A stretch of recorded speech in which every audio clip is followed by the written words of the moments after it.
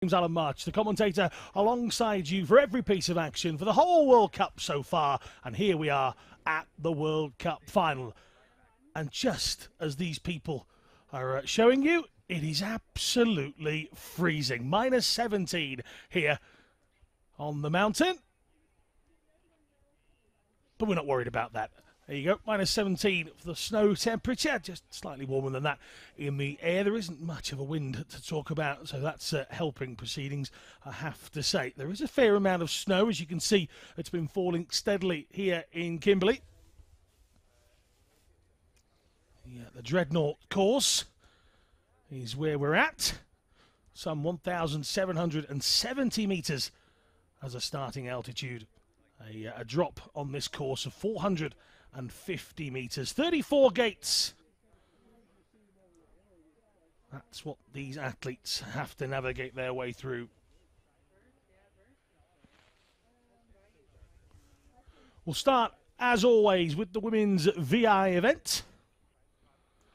The vision-impaired athletes, ranging from Farkasova of Slovakia all the way down to Noemi Eva Ristau of Germany. High hopes for two British skiers in this one, Millie Knight and Menna Fitzpatrick.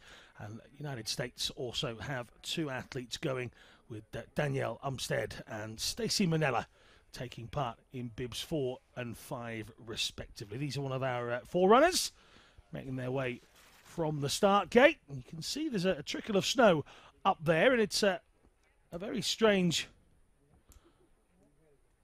climate around here. There's been tons of snow at the top, but at the bottom where the finish has been, we've had some wonderfully sunny afternoons in the build-up. The snow so heavy yesterday that day one's event was indeed cancelled, and training runs were made available instead, because no training was available on Thursday when it was scheduled. So you can see the course panning out here. One of our forerunners just making their way down.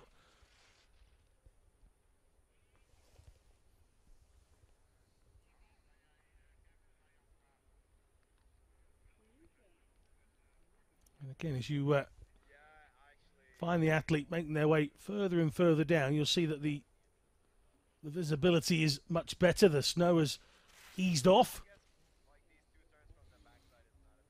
And take that by comparison. As another of our forerunners makes their way down. So once again, this is the World Cup final. The road to Pyeongchang has nearly come to an end. Lots of these athletes will make their way out to Korea in late February. The game starting in the second week of that month.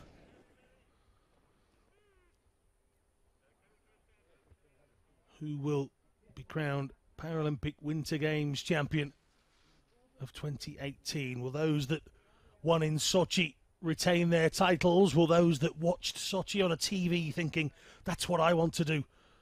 Well, this is their time. We have the greats in the sport who will want to hold on to their golds from various Winter Games, and we of course have the youngsters coming through who want to challenge the norm. Even the locals having to wrap up seriously warm.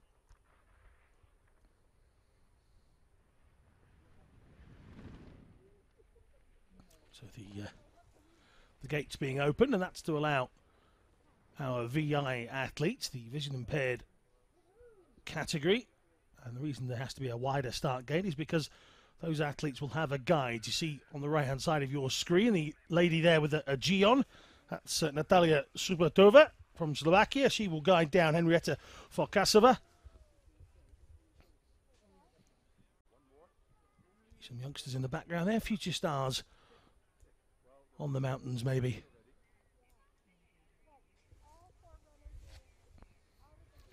Farkasova and Subatova have had a tremendous World Cup campaign so far. We've only been able to run slalom and giant slalom. The irony that downhill and Super G were scheduled for St. Moritz and Teen, and they were the two events either side of the World Cup, event number 1 and event number 6, that had no action whatsoever. The conditions in St. Moritz meant that nothing could get set up, so no races were run there, and absolutely the same scenario in Teen in France towards the end of January.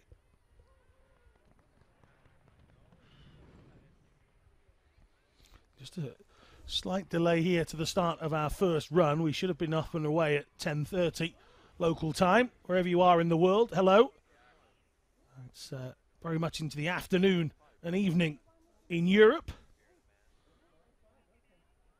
let alone the various different time zones here in Canada and the States.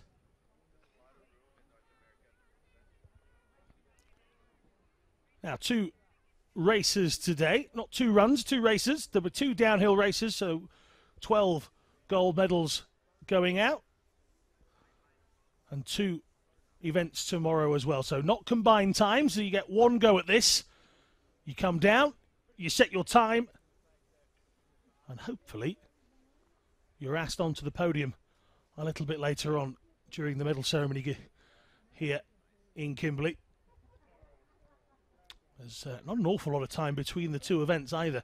This one is scheduled to finish around about 12:15, 12:30, with the second event of the day scheduled to start at 1 o'clock. So you might not get long in between, and should we continue to have delays, that will have a knock-on effect. But we're away here at the World Cup final. Don't forget, if you want to follow us on any of our social media channels, you can do that by going to @ParaAlpine, Twitter, Facebook, Instagram.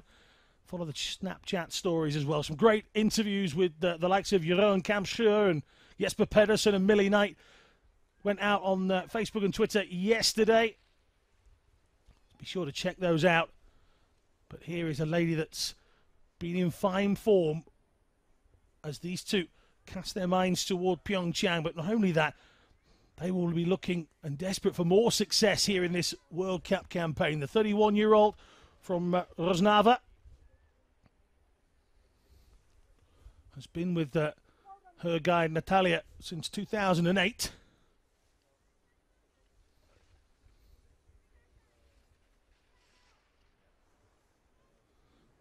The split marker had her at 49 seconds, so Farkasova moving swiftly. Just 6 ladies taking part in this first women's VI run. Second split of 105.71. If you're new to VI skiing, there's a microphone on either of the helmets as she comes into the finish line. 121.37. There is a little crowd that's gathered at the bottom. So 121.37 for Farkasova, and there's hugs all around. So 121.37 is the time to beat. So again, you take a look at the helmets. There's a microphone in each of them, and they communicate with each other through that. The varying levels of vision impairment. All of these athletes are either B2 or B3. Farkasova is a B3 athlete, so in theory she has a higher level of visual acuity than Millie Knight here. Great Britain have a real prospect when it comes to the Winter Games in Pyeongchang. And you fancy that Knight is one of those that might just bring home some medals for her nation. Mum Suzanne will be watching back at home. Millie being guided down by Brett Wild, and you notice that the distance between the two of these, it's very much different for each pairing. Some guides and racers like to stay close. Others are happy for their guide to get on the way and talk to them through those headsets. Into the final left-hander across the line. And we'll wait for the official time in just a moment.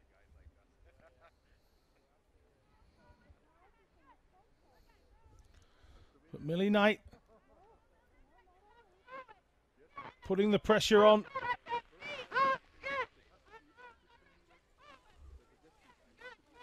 To Farkasova, second of the Brits, and another that will certainly seriously test the podium positions in Pyeongchang. This is Menna Fitzpatrick.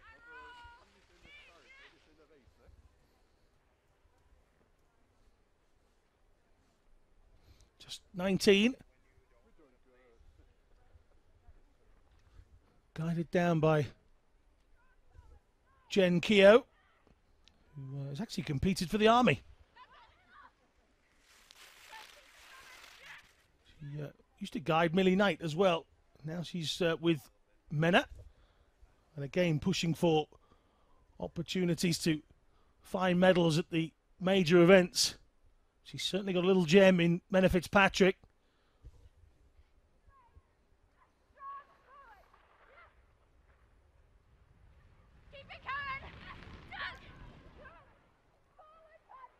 You can hear the screams from Jen, taking Menna through the final two gates. 121.33. I'll wait for the time to be confirmed. At the moment, I only have the official time for Henrietta Farkasova, so I can't confirm how close that is, but Fitzpatrick's certainly close to Farkasova's time. This is Danielle Umstead, guided down by husband Rob.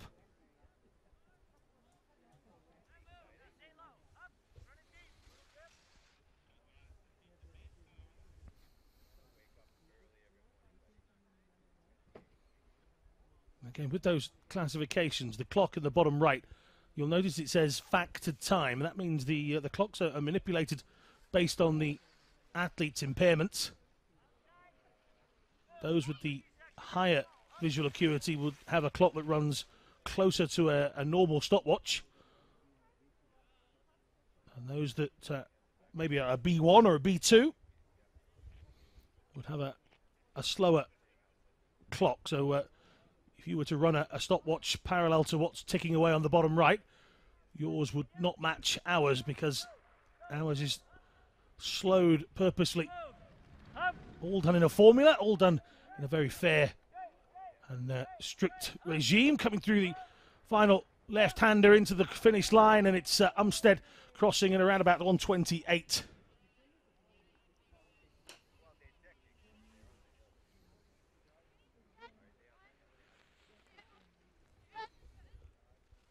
Next up is Stacey Manella with Sadie DeBow as her guide.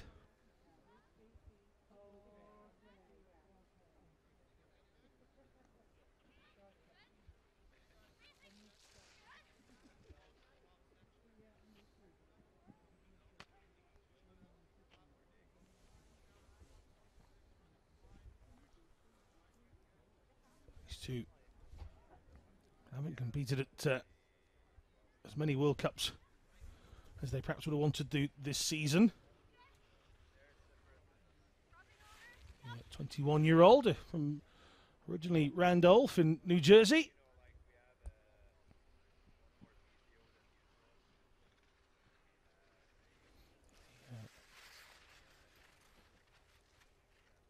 Got a bronze at the World Championships 2017. Sadie DeBow was the guide then, the 30-year-old.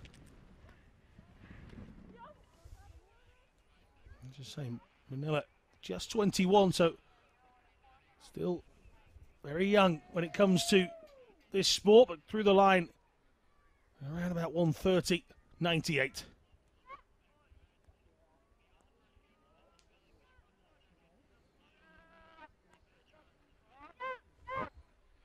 You see the British pairing in the winners area.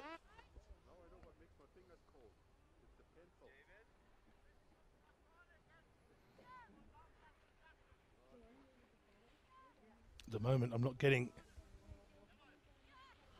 the official results to be able to tell you that that's the right person, but the runs we can bring you indeed. This is the final athlete of our 6 here in the women's vision impaired category. Lucien Guercaro is the guide for Noemi.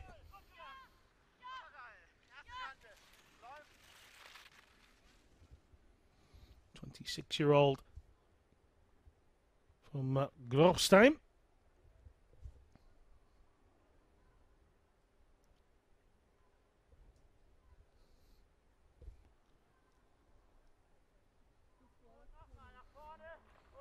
Got bronze in the slalom at the VI of the World Champs last year.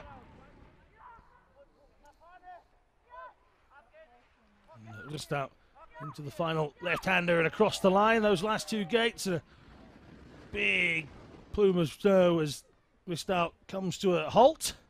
It's a good time. And it is Menna Fitzpatrick who takes this title then. 121.83. Farkasova 122.19. Millie Knight in third, 123.17. Just 1.34 seconds separating those top 3. Just waiting for Ristout's time to be finalised. I'm not sure she'll impact on that top 3.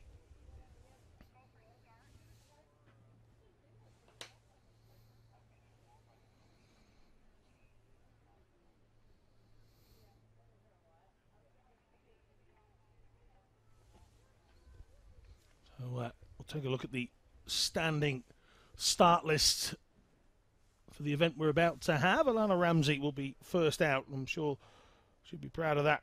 Canadian leading the rest of the field. Anna Jochumsen and Andrea Rothfuss will be hard to beat in this.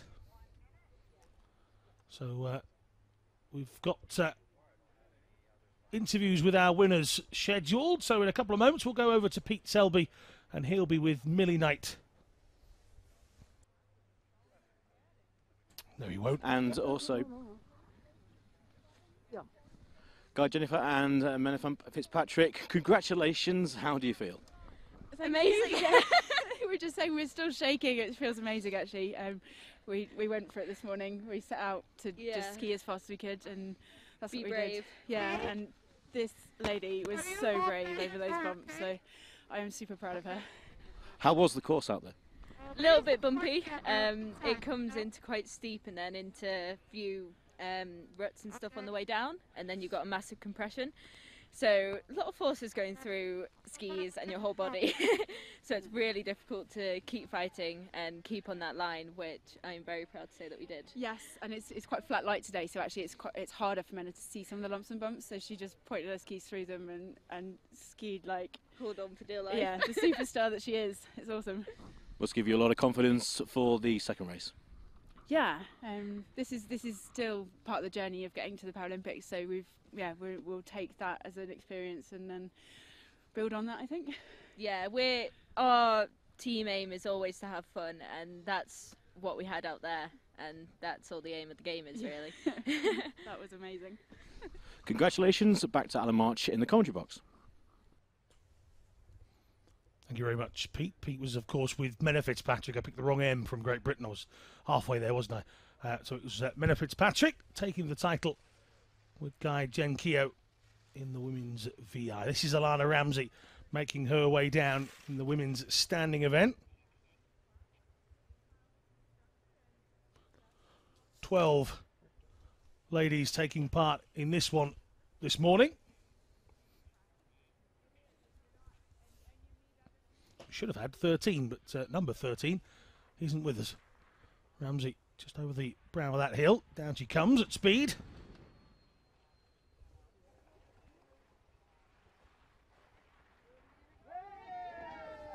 Across the line, 125.22.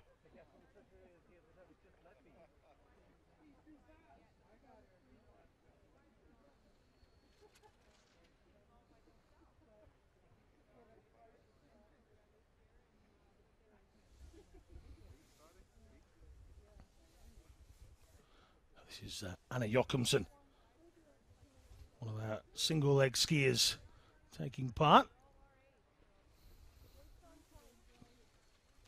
The standing category open to those with upper and lower limb affected. Jochumsen chasing down the time from Alana Ramsey, using those outriggers for guidance and support. 0.23 the difference. Just over 2 tenths of a second underneath Alana Ramsey's time at the moment. Across the line she comes. Oh, she lost 3 tenths in that closing section. 1:25.32, just 1/10 of a second in it. So Jochumsen sits in second position. A long way to go. This is Andrea Rothfuss, the 28-year-old from Germany.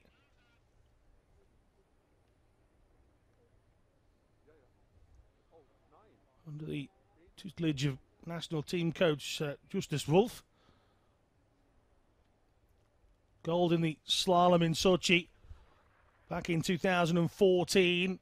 Whole manner of silvers and bronzes from the last 3 winter games, heading towards a fourth. Rothfuss, 0.77 the difference. Well, goes to show you how good the competition is going to be. Those 3 separated by just 0.77 in our first 3 runs of this competition. But it is Ramsey that continues to lead.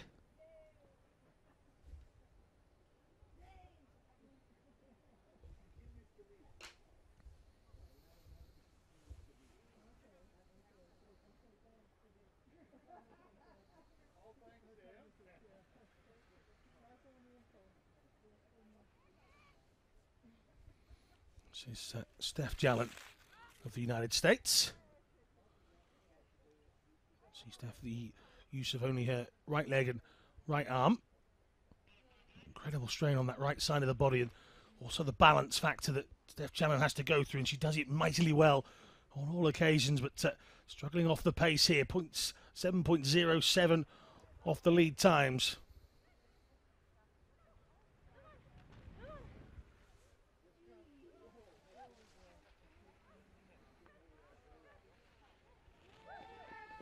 Through the line, 6.99. She closed the gap towards the end, 132.21.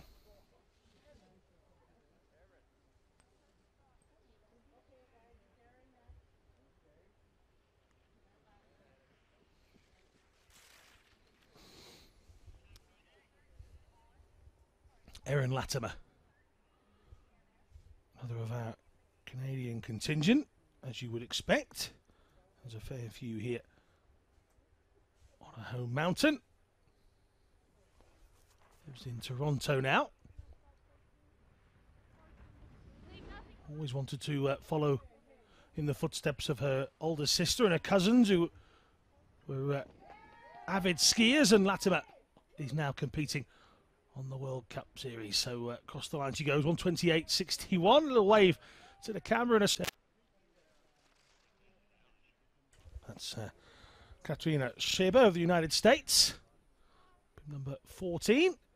Scheber smiling away, happy to be competing on the circuit. To be followed by Maria Papulova, one of our neutral para-athletes.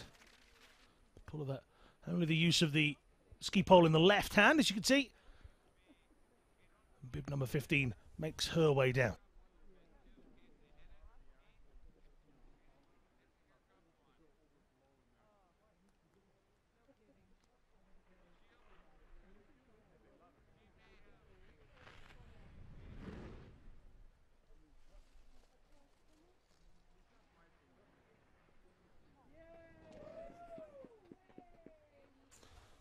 Not bad from Papulova at all, 127.94.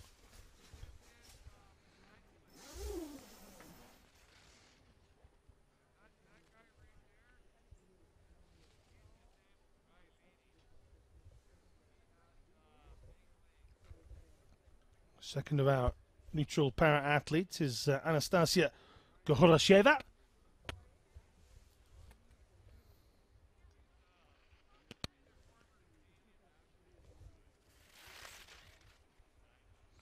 Shared a gondola ride with Gorasheva and the team doctor in Vesones, and we discovered two things: that I know very little Russian, and Anastasia hasn't got a great deal of English in her locker either. So it was a conversation purely based on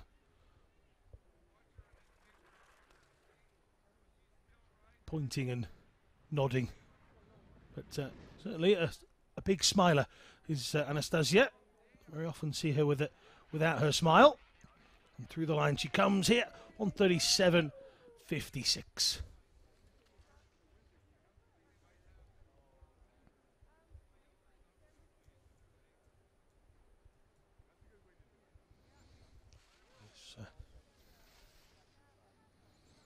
Ursula Maramon from Spain, part of a very small Spanish team.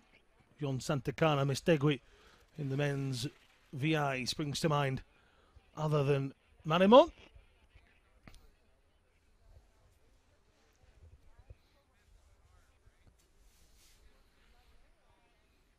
Interviewed Jon Santacana Mestegui the other day, who talked about youngsters getting involved in the sport, the freedom that it gives him, the ability to express himself on the mountain, he and his guide.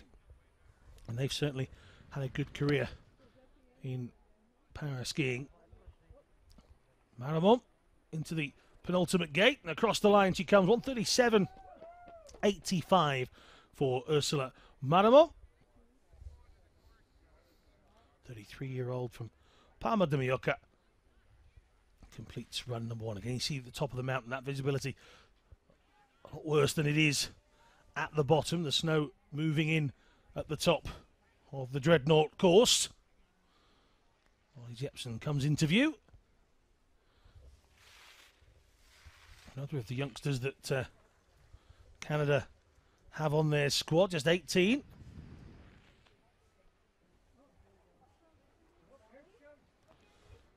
The 18-year-old crosses the line. The youngster from Whistler, British Columbia. Not far, or too far from here, should I say. And comes to a rather unceremonious sliding finish, but she won't be worried by that. This is Ali Kunkel of the US, the final athlete in the women's standing event, just 16 years old, originally from Portland,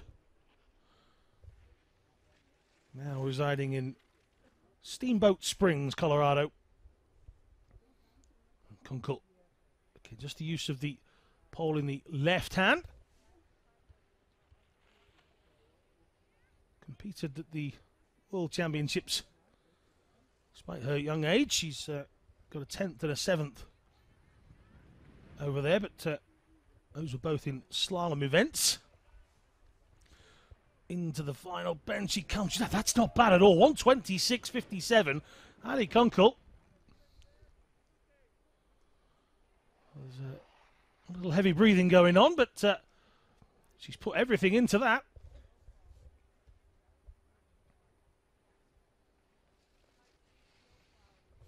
So we'll try and get the official results in a couple of moments, but it would appear Alana Ramsey's time, 125.22, just 1/10 of a second quicker than Anna Jochumsen, 125.32 in front of Andrea Rothfuss of Germany. It's Canada, Netherlands, Germany with the medals here in the women's standing run.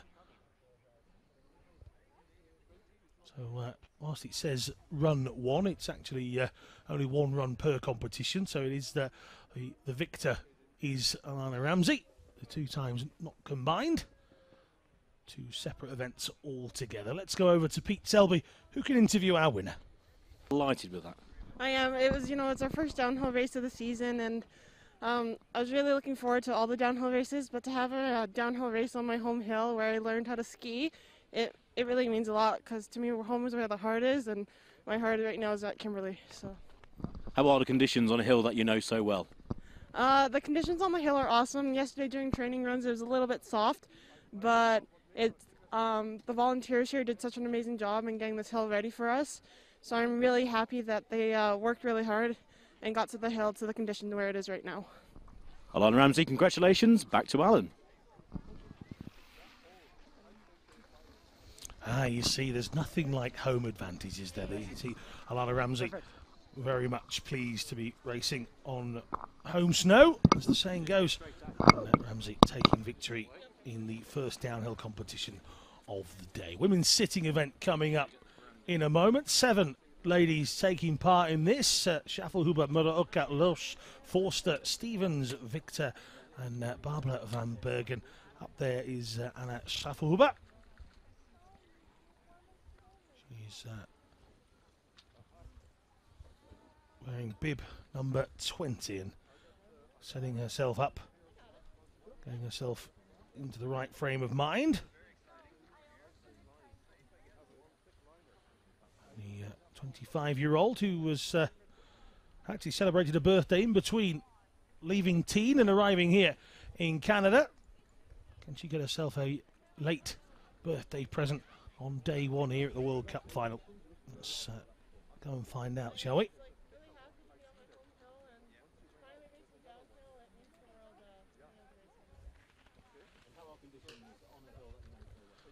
Schaffelhuber from Beerbach, which is east of Munich, quite near to the Austrian border in terms of where she lives these days. Teammates all call her Annie. She's plans to retire after the Paralympics. Give her very best this season, and she's going to give it her all, she says. But this will indeed be her last full season on a circuit.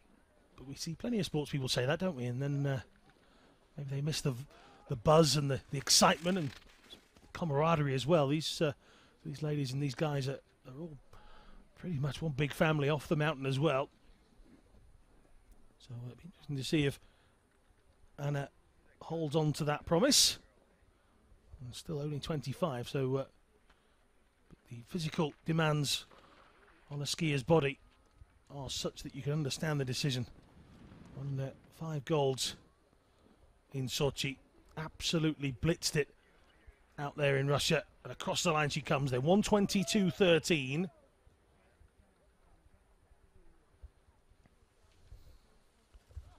And Anna Schaffelhuber sets the time for everyone else to try and get somewhere near.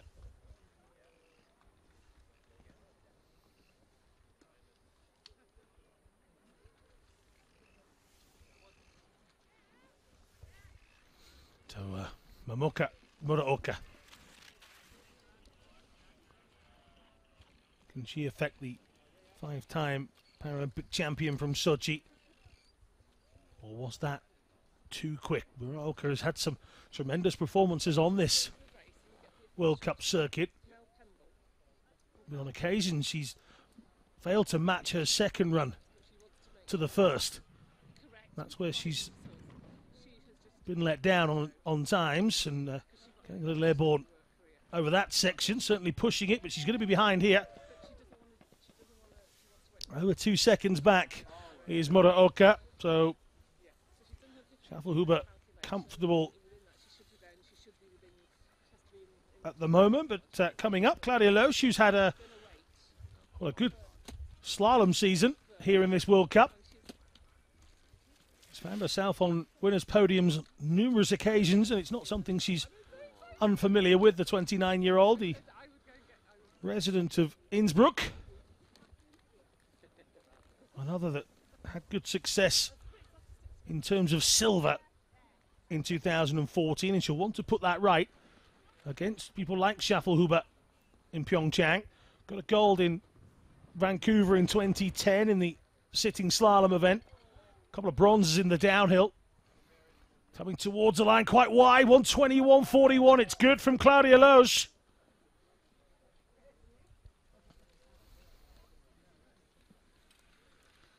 I really do feel like the women's sitting event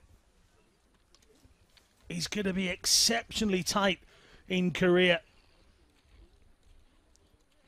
Claudia Loesch has been superb on this World Cup so far, but when she has been tested, it's been from people like Schaffelhuber and Annalena Forster, who's up next.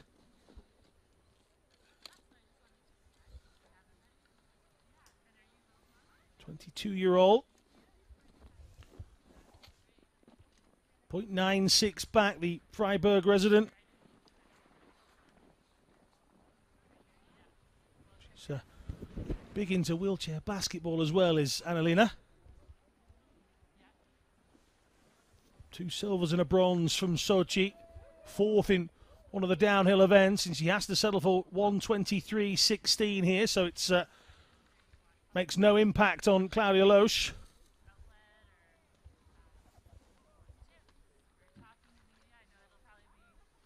So maybe Loesch is showing the form that will scare everybody when it comes to Pyeongchang. Laurie Stevens having a bumpy old time of it. You see those mono skis. That's the apparatus that they're using to maneuver their way down. Just a single ski on the far side. Oh, and Laurie Stevens has become our first DNF. DNF standing obviously for did not finish. And that is what Laurie Stevens has managed on the far side. Here comes Stephanie Victor. To a real quick visit for Stephanie Victor. I was talking to her coach and husband. Oh, it's even quicker than they would have wanted it to be. 35 seconds in, Victor shakes the head. She's been selected for the Swiss team. Switched nationalities recently from the US to compete for Switzerland. She's been selected for the team, and she will be utterly disappointed with that. She really will be. And the snow's starting to come a little bit heavier, and you do wonder if the conditions now just starting to affect a few of the runners at the top. But that wasn't the impression we were getting when we spoke to Alana Ramsey. She was well happy, but then again she went first of the 12 in the women's standing. This is Barbara van Bergen.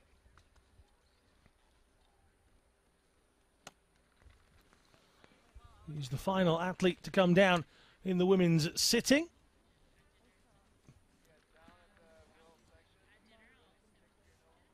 Competed at Summer Games as well on 3 occasions in the wheelchair basketball team for the Netherlands, including a couple of bronze medals. So sport is very much in the blood of Barbara van Bergen.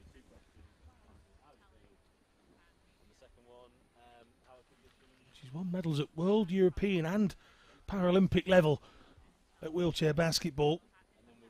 And competing now for a couple of years at sit skiing. 6th place finish in the giant slalom at the World Cup final last year. Even though it's very likely, but still Laurie is a great skier, so she can... And Van Bergen. Just over a second back from Loesch. She's getting the speed she needs. It's about being brave into those corners in this downhill. Got to be tighter there. 1:22.08. It's good from Barbara van Bergen, but not good enough to stop Claudia Loesch. Where does the time from Van Bergen leave her? Well, we'll have the official results in a couple of moments. And it is Van Bergen that sneaks into 2nd position on the last run. So Claudia Loesch, Barbara van Bergen, Anna Schaffelhuber, Forster and Muraoka. It's a couple of DNFs for Victor and Laurie Stevens. So that's the end of the women's section. Let's go and hear from our winner, shall we?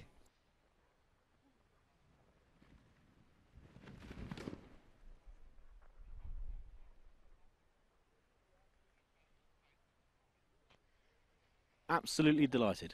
Yeah, very. I had such a bad training run yesterday, and well, I didn't expect that at all because I felt so bad the first few days here, and I just can't tell you how glad I am. So overcoming a little bit of illness, how are conditions out there on the course? yeah, quite difficult. So it's really bumpy with all the fresh snow from the past few days. And also the visibility is pretty bad. But yeah, I just let the ski go and tried not to be bothered by it. You look absolutely delighted. Congratulations back to Alan in the commentary box. Thank you. So there you go, Claudia Loesch nailing a victory, 121.41. Isn't it interesting? Two different opinions of the course there, but one from a standing skier, one from a sit skier in Claudia Loesch, and Claudia with lots of experience at 29, perhaps being able to judge the circuit on plenty of others that she's been down. Alana Ramsey, on the other hand, the youngster, very much excited to be racing here in home conditions. But, well, as I said, that's the end of the women's event so far on day one. They'll be back a little bit later on. Second run, remember, scheduled to start at 1 p.m. If that is slightly delayed, we will let you know. The men's VI event is up next. Matt Marcoux will go first. He and his guide, Jack Leach, will be getting themselves ready. I was lucky enough to talk to Jack Leach's parents this morning over breakfast. Not sure if they're on the mountain somewhere or sat at home watching or sat somewhere watching. A big hello to them. They came across and were very complimentary about the entire World Cup broadcast so far this season. And it has been an absolute honour for all of us associated with the broadcast team to be able to deliver the pictures of these fabulous para-athletes. We just hope that you guys and girls at home, or wherever it is that you watch, we have a lot of people watch at work, naughty, but a big thank you to all of you for tuning in, and we appreciate the feedback at any time. They see Stephanie Victor a moment ago. I was just telling you that it's pretty much a flying visit. She's a celebrity in her own right. She's a multi-gold medal winner from Winter Games. She's actually delivering a speech at a seminar tomorrow. So she's only racing, or was only hoping to race on Friday and Saturday, but of course no Friday skiing. That man in the middle of that ski lift, by the way, is dressed in a Houston Oilers ice hockey team outfit from top to bottom. They obviously sell skiing gear that you can get dressed up as your favourite hockey team, so apologies for calling it ice hockey, that's a British thing. See some of the athletes making their way down to the bottom. The stairlift, or the chairlift, should I say, is nowhere near where the finish line on the course is. Now you see the snow has opened up a bit here. A few of the skiers making their way down, and some of the blue lines are being repainted. We have had such a horrid time. I know that sounds bizarre. We've had a horrid time with snow on this World Cup series, and it has just hampered us from start to finish. He doesn't care. Just happy to be playing in the snow. But the athletes themselves, they want to get on the mountain. They want to get on the course. They want to get on with it, more importantly. But just a horrid, horrid time. San Moritz was the start, cancelled. Teen was the finish, cancelled. 2 days in Versones, cancelled. Conditions in other places not great either. We had delays in Kranjska Gora. Kutai, they felt that the course was really hard and tough, and we saw some very dramatic crashes, certainly in the monoski events. It is one of those. Get wrapped up nice and warm. Maybe a couple of people out with their family, or just enjoying a winter's day here in Kimberley. It is Saturday after all. What else would you be doing? These people just watching on from the side. He's one of the many volunteers. Can't do sporting events without volunteers these days, and so a big thank you to those guys.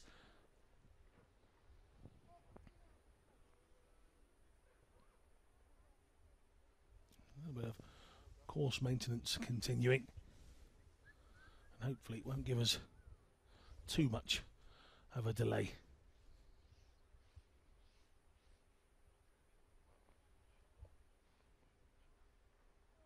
The men's VI athlete just itching chomping at the bit to get on. You can see to the left is Jack Leach, the guide. Mac Marcoux.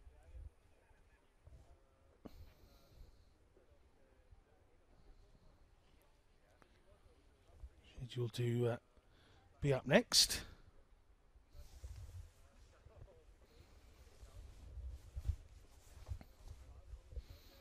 Again, the line's just being repainted because the snow is coming a little heavier than everybody expected. It wasn't scheduled to snow here again until Tuesday, but we haven't got that one right, have we? So the computations carry on. As we've mentioned in Versonas, as we've mentioned in other broadcasts, once we get underway, the safety of the athletes and those all around the course, quite frankly, is the highest on the agenda. Once again, if you want to follow us on any of our social media platforms, at Para Alpine is where you need to be. Twitter and Instagram, of course, Facebook and Snapchat.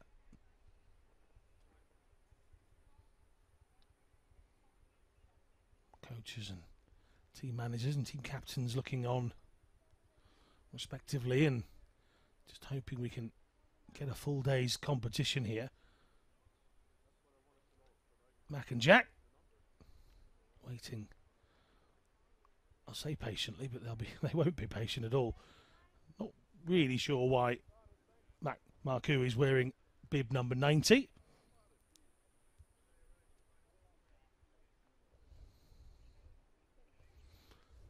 He's definitely not number 90.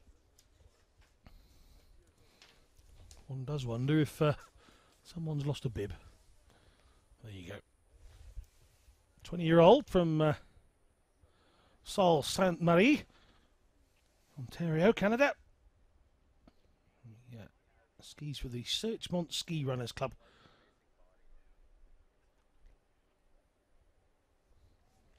Says his older brother Billy Joe is the most influential person on his career.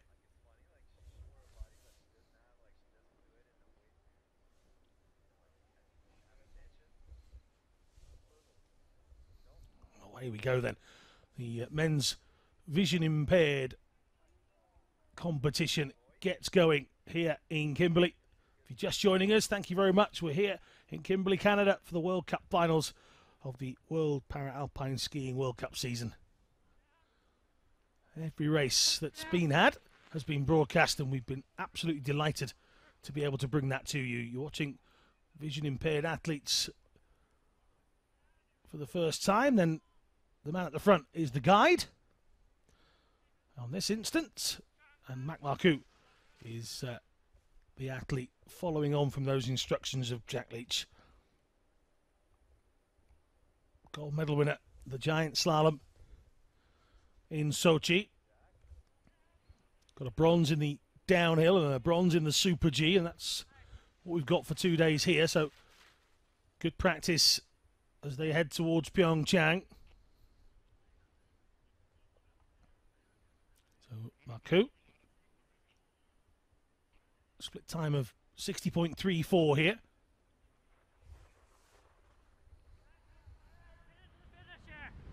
Multiple golds at World Championship level, including the downhill in 2015. Through the line he comes, 1:13.98 for Mac Marcoux.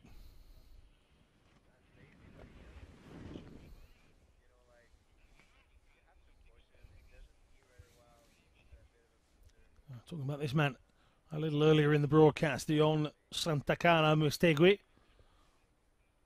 Well, the Spaniard just getting a little out of shape through one of the early gates.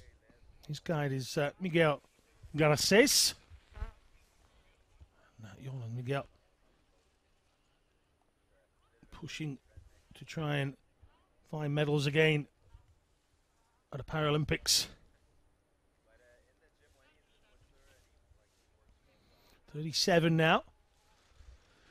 Great ambassador for the sport. Was competing at Para Games back in 2002. And the formula was very much different. but gold in the downhill in Vancouver, so he knows how to win titles here in Canada. And got the gold again in Sochi, so Jon Santacana Mestegui aiming for what would be a tremendous hat-trick of Paralympic downhill titles. He's looking a little bit off the pace from Marcoux, though.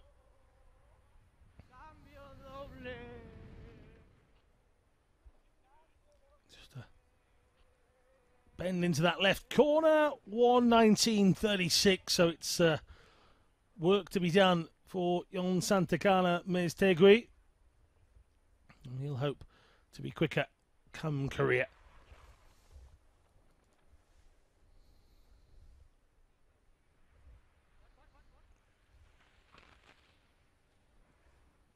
Miroslav Herreros next.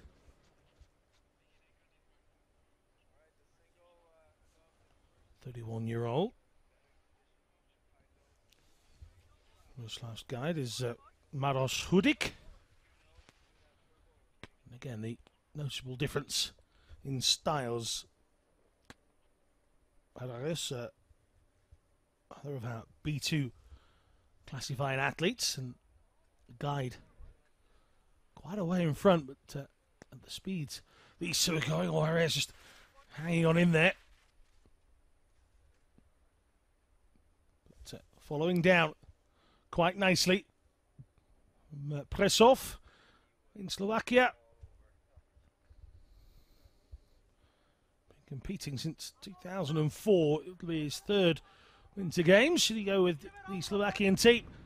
He's got a silver and a bronze, or two bronzes, to shout about. One from Sochi is the silver in this event, 1:15.82, a couple of seconds back, nearly, from Mac Marcoux.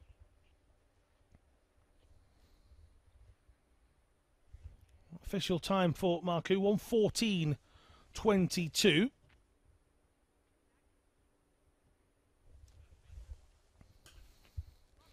Santacana's official time, 1:19.36. This is Kevin Burton from the United States of America.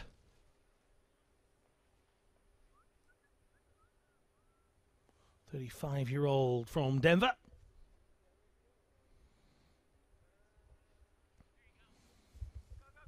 Actually went to Sochi, compete in para-biathlon and cross-country. So a change of pace, more so, for Kevin Burton. 5th, 6th and 7th place finishers at the World Championships last year, so he was showing that he's knocking on the door of the podium. Failed to medal in the 6 events he entered, but 6 events in Sochi, it's a lot to go at.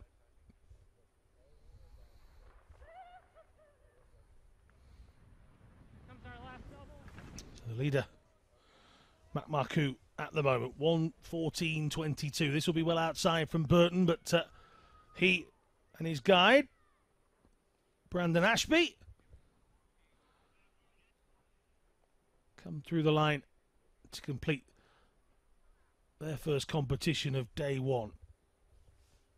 Jakub Krako next, another of our Slovakian competitors, 2 from Slovakia, 2 from the US. 1 from Spain, 1 from Canada, and the last guy to go will be Patrick Jensen from Australia in a short while. Krako at speed, just nailing the landing.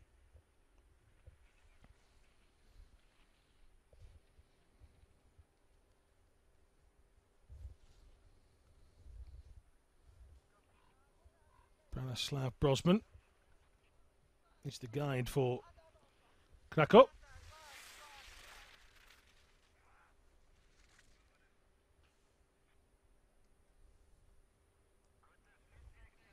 The 27-year-old from Zelina. Another that's got success at Winter Games, a gold in the slalom and the giant slalom and the super combined in Vancouver.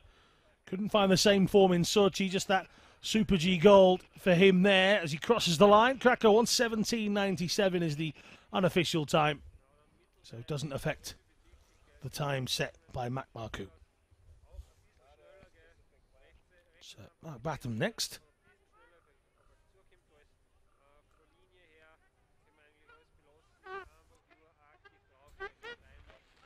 59 years old is Mark.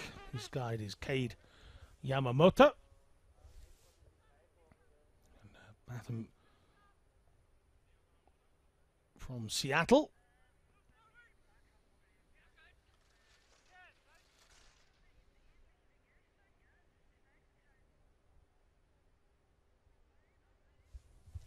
Silver medalist at the Super G in Sochi. He was actually a silver medalist in the downhill in Vancouver as well. Very close to that gate on the right there. Smashed his way through it. Now that's okay as long as none of your skis go through the gate. You straddle a gate and you're out. And, well, you tend to find that the athletes themselves know if they've done it. So Batham must be confident that that's not the case. He looks a couple of seconds off the pace as he come through, but not for the want of trying. Batham throwing himself into the corners under those instructions of Yamamoto, who crosses the line, and through comes Batham. The unofficial time is 1:17. I would imagine that'll be more like 1:19, if not 1:20 in a moment. So Marcoux from Krakow, from Burton, as it stands. This is our final men's VI skier. Patrick Jensen.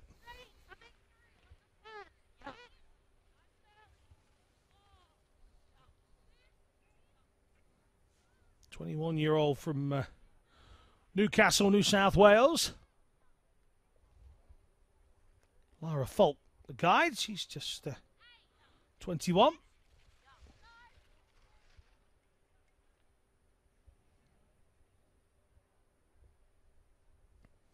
Actually turned 21 on the 1st of February, so another that can have a delayed celebration for her birthday. There she is, back on the mountain with Patrick.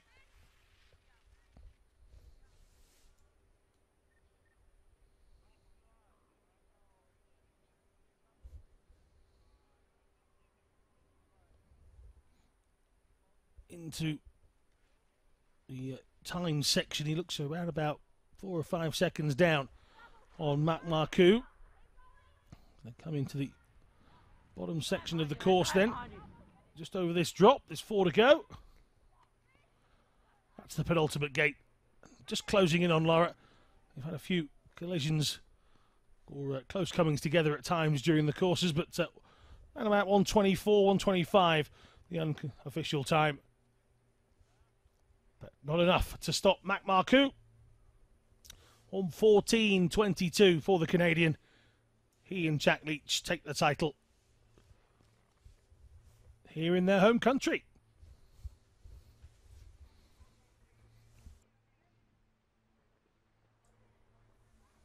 So you see, high up in the mountains, the visibility not so good.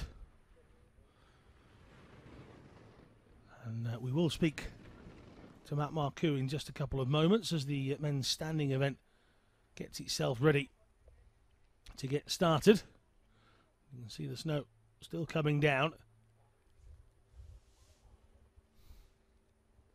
Saw Claudia Lowe's talking about the visibility. Mac Marcoux and guide Jack Leach, victory, World Cup Finals victory on home soil. You must be absolutely delighted. Yeah, it's really exciting to do well in Canada. There's a lot of volunteers that have been working really hard on the track, getting it good, and it feels good to come home or come down with a win and make all their hard work worth it. Yeah, for me it's my first World Cup on home soil here, so yeah, it's great to come down with the win today. Parents are here and all the volunteers are doing a great job out there, so yeah, it's great for the home crowd. And this victory must give you a lot of confidence going into Pyeongchang. Yeah, definitely. You know, it's been an interesting season with all the speed series and weather and that sort of deal. So just getting one race off is kind of just a huge boost. You know, kind of build confidence, dust off the cobwebs and downhill, and yeah, just kind of carry the momentum forward, hopefully. Yeah, exactly. Just kind of what Max said there. You know, it's great to finally get a downhill race off this year before the games. So yeah, it's great going into the games having a downhill. Mike and Jack, congratulations. Back to Alan.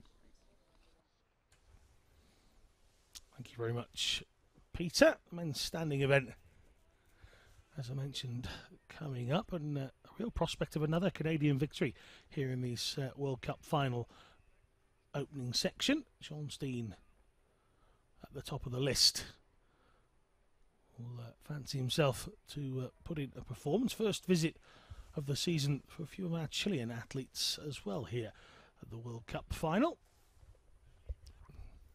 Teo Guimert, you saw at the bottom of that list, has had a good slalom season at the World Cup. Can he turn that into some downhill success as well? This is Kirk Schornstein.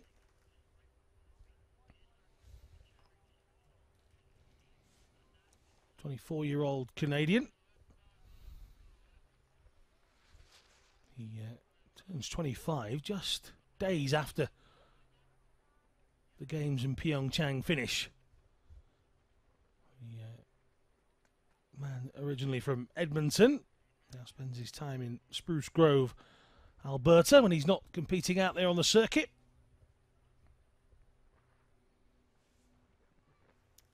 Silver in the downhill of the World Championships last year. Really announced himself to everybody else and said, you know what, watch out for me. You take the fact that he was 7th just a couple of years before that. So Sean Steen crossing the line, 1:17.89. Is that enough? I think he might have wanted quicker. Sticks the tongue out. And, takes the fist pump. So that's the first run. 1:17.89 from Kirk Schornstein. This is Thomas Field, number 35 for Switzerland.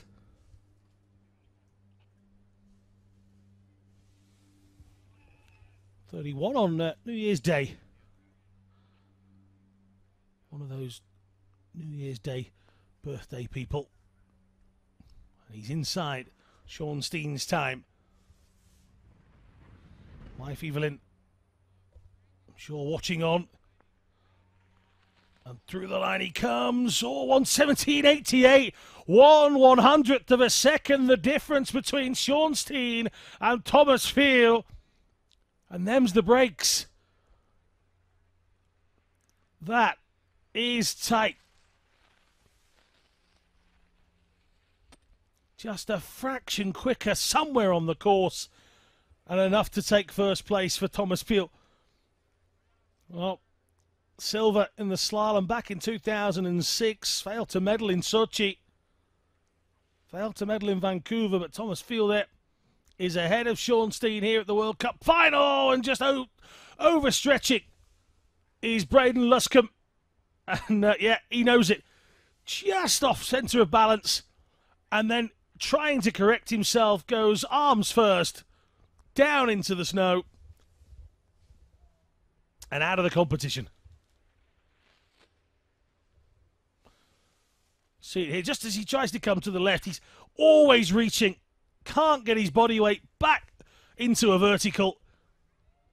And that's what the frustration was about. He knew that was a fault. Now, Jeffrey Strutt. A nicer man you could not wish to meet. The Dutchman openly not enjoying the slalom season in this World Cup. He mentioned that to me on numerous occasions when I spotted him. He's got an avid fan in his mum, always watching on, and has been enjoying this coverage throughout the course of the World Cup season, despite Jeffrey perhaps not enjoying his results, but Stut.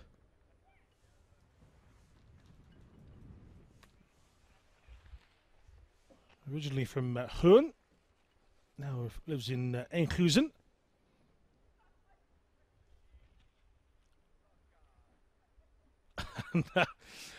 Stut crossing the line.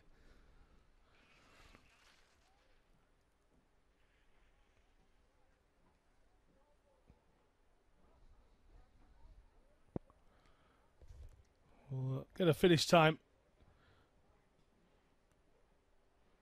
in a moment. This, on the other hand, is Marcus Saucher.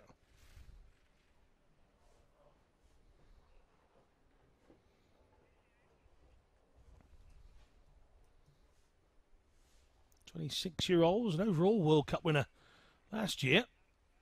Thomas Phil's time, still 103.36 the time to beat at that split.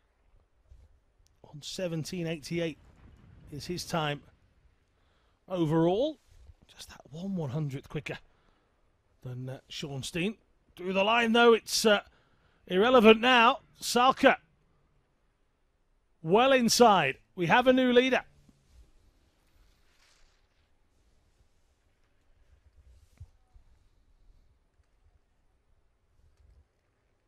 Michael Brugge from Switzerland.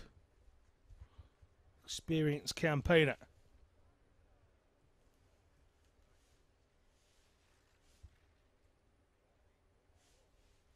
"35 years old now. Competed back in 1998 at one of the games. First Paralympics, 1976, if you're wondering. Brugge, a couple of fifths in Sochi, got a silver in the downhill in 2010, and he comes across the line. We've just lost the official timing system for our screens at the moment. We'll try and bring you those as soon as we can.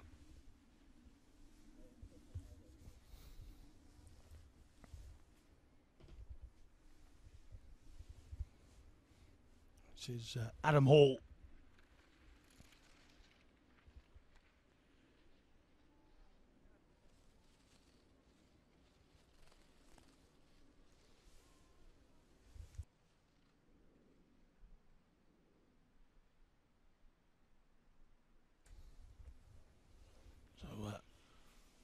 New Zealander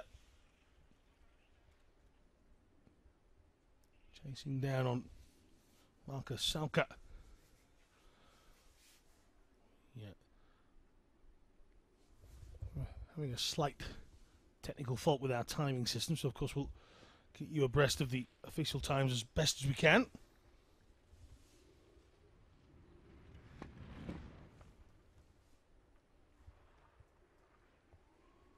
Hall coming to the line, 1:17.83 for Adam Hall. 30-year-old from Dunedin completes his first event of the World Cup finals. Alexis Rimont up next. Canadian.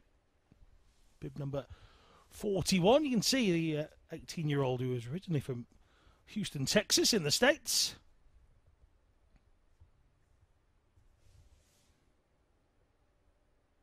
Now lives in Quebec. Can the youngster affect the standings? A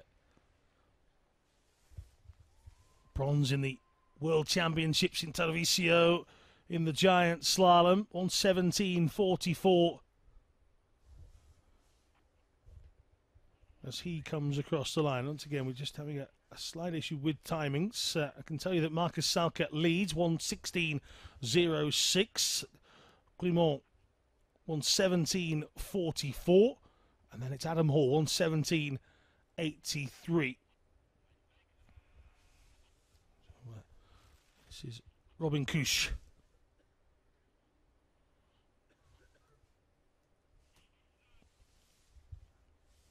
19 years old. Says he loved the adrenaline and the speed of the sport That's why he got into it. I'm sure watching Uncle Didier Couche performing at the highest level and winning medals also helped him, but 118.28. That will put Didier outside the top 5.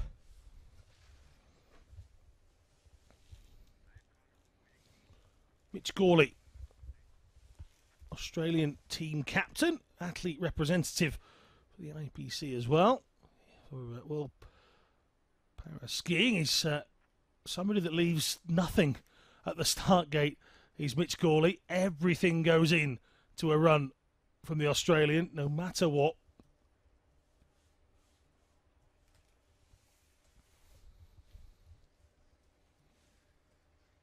And 26-year-old. Moving back in Melbourne now. Into the final 2 gates then.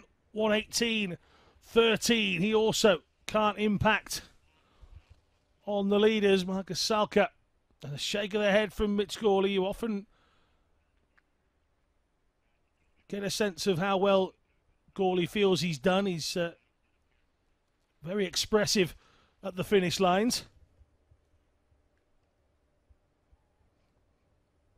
Thomas Grocha of Austria up next, number 44 on our list.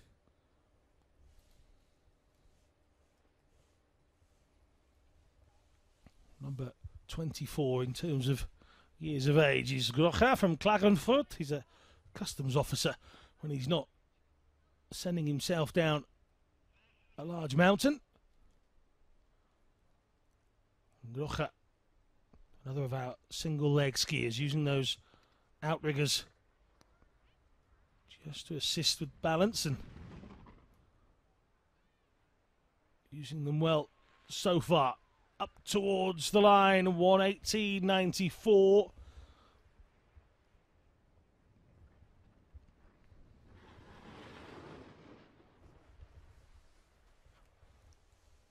So again, Marcus Salka looking good. Santeri Kiiveri is scheduled to be next, the young Finn.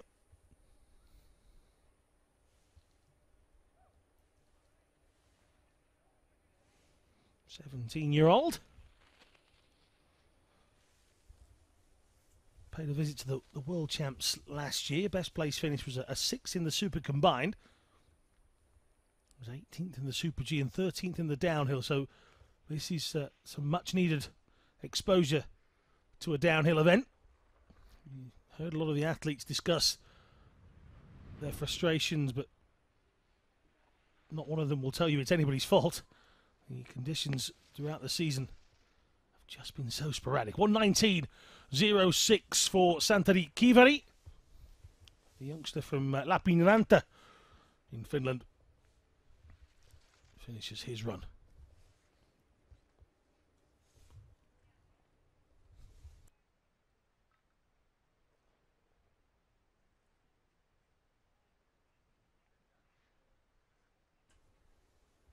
Thomas Walsh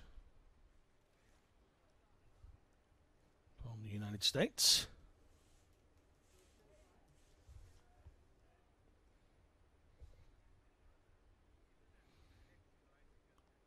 Moving through quite nicely. One of the more colourful ski outfits we've got here on the course, it has to be said, from Thomas Walsh. 23-year-old.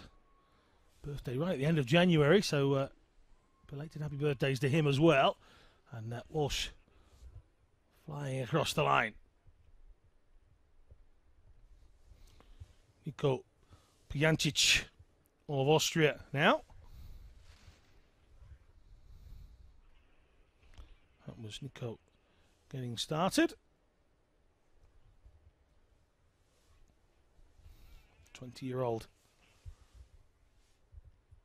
Who will actually be 21 before the start of Pyeongchang 2018 Paralympic Winter Games. Through the first 60 seconds of his run. Lives in Globastritz in Austria. sixth place finish in the slalom back in the 2015 World Championships. Finished the same position in the giant slalom that time out as well. So he's got some good runs in him.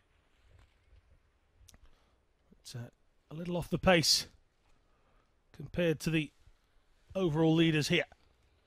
So, Salke from Brimont, from Adam Hall. Thomas Phil in fourth position. Sonstein's time still keeps him in and around fifth.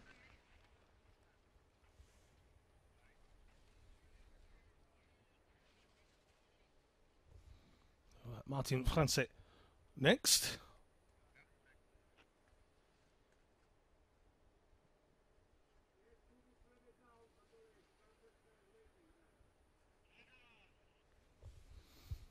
France doesn't have the ability to use ski poles in either hand, so the balance and the skill here is all in the core of the body and the legs for the Slovakian.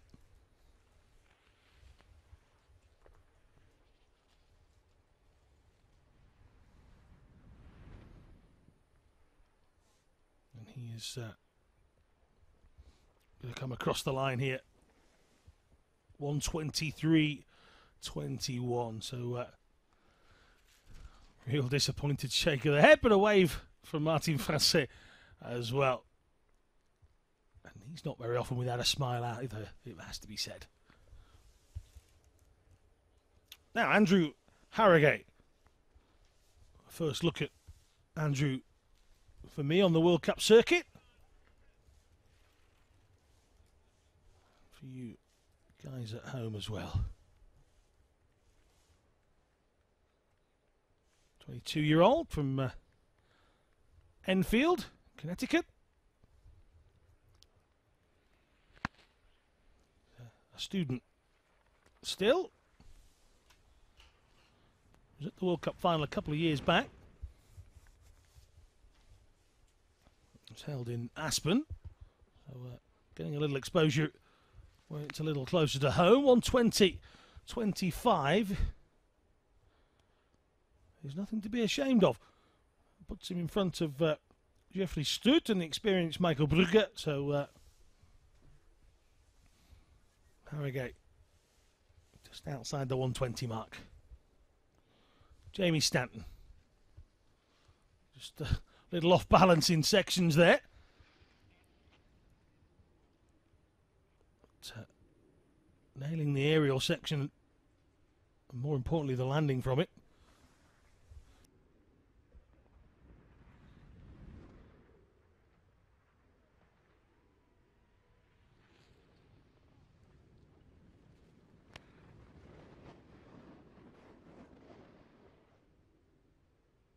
On 21.14 for the 23-year-old from Rochester Hills.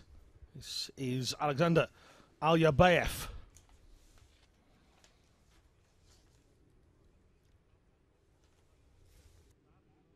One of our neutral para-athletes. 28-year-old from Dimitrov. Bronze in the slalom in Sochi.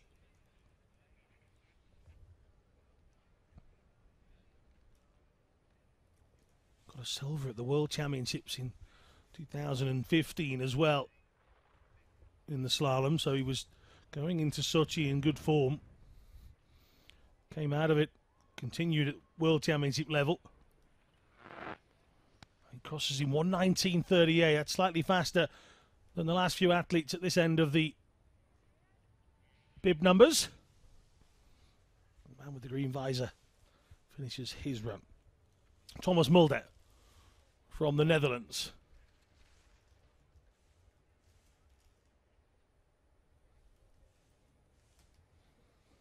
"23 years of age from Rotterdam. Another of our single ski users. Again, Mulder using those outriggers for additional balance.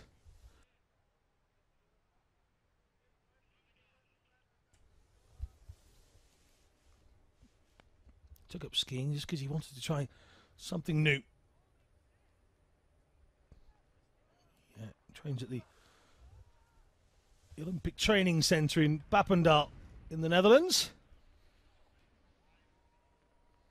He missed most of the 2016-17 season with a broken leg. He's back competing here, and Mulder comes in with a 120.35.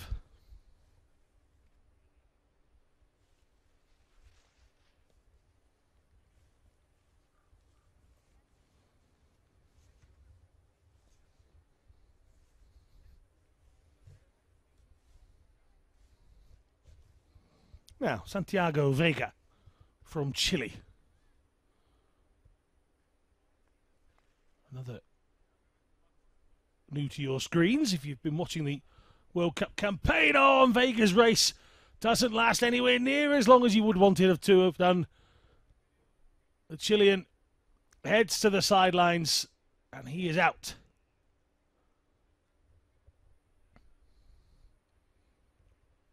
Disappointment for Vega. Here to get some practice in before the games, and the 20-year-old from Santiago goes out. Jonty O'Callaghan up next.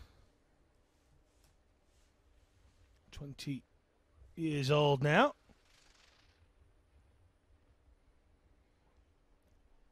Big Aussie rules cricket and NFL fan outside of skiing. We've had a few chats with Jonty outside of the slopes regarding the American football. I'm sure he was watching during the Super Bowl final.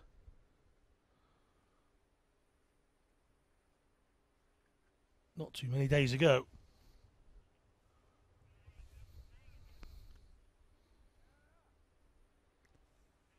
So, Callahan. Competed at the World Championships last year, mainly in slalom, so this is a sense of practice for him. A man wearing 54, crossing the line as we welcome Andy Barlow from training the Great Britain team.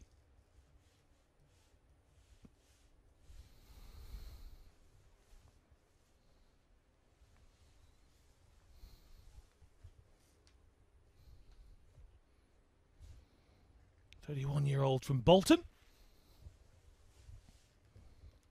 Originally lives in Denmead in Hampshire, I'm led to believe these days. He's a veteran, having served with the British Army. And Barlow,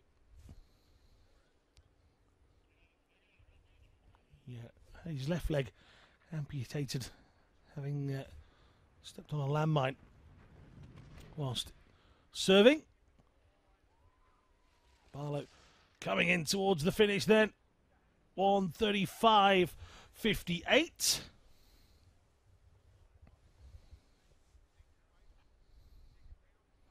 That completes the Brits run. He's followed by another. This is Matt Short. 27-year-old.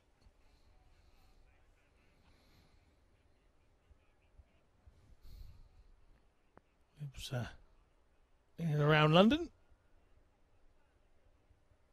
Only made his debut back in 2012. Actually works as a lawyer. Does Matt into the final few gates. Oh, that's a big tumble. Just getting off balance. And damn it is the shout. Well, I think that's a rather civilised way of saying it, to be fair, young Matt. And he looks back, and we might get a replay of that a little bit later on. Did you see that? That's the sun coming out at the top of the mountain, would you believe? After all the poor visibility we've had and snow, the sun is trying its very best. We might take a look back on Matt Short's finish a little bit later on, but certainly dramatic way to get across the line. Oh, and, well, Theo Rimeur, who's had a good slalom season, picking up victories along the way.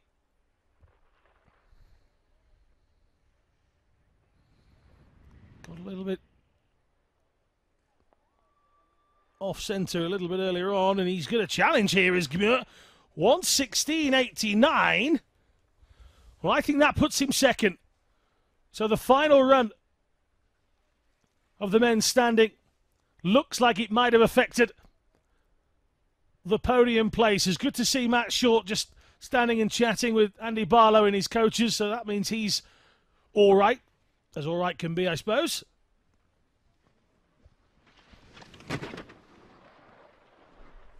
But Theo Rimeux, at time, puts him second. So Saucher hangs on by 0.83 in the end, but Adam Hall finds himself out of the medals and off the podium from the very last run. Theo Rimeux and Alexis Guimont are in second and third.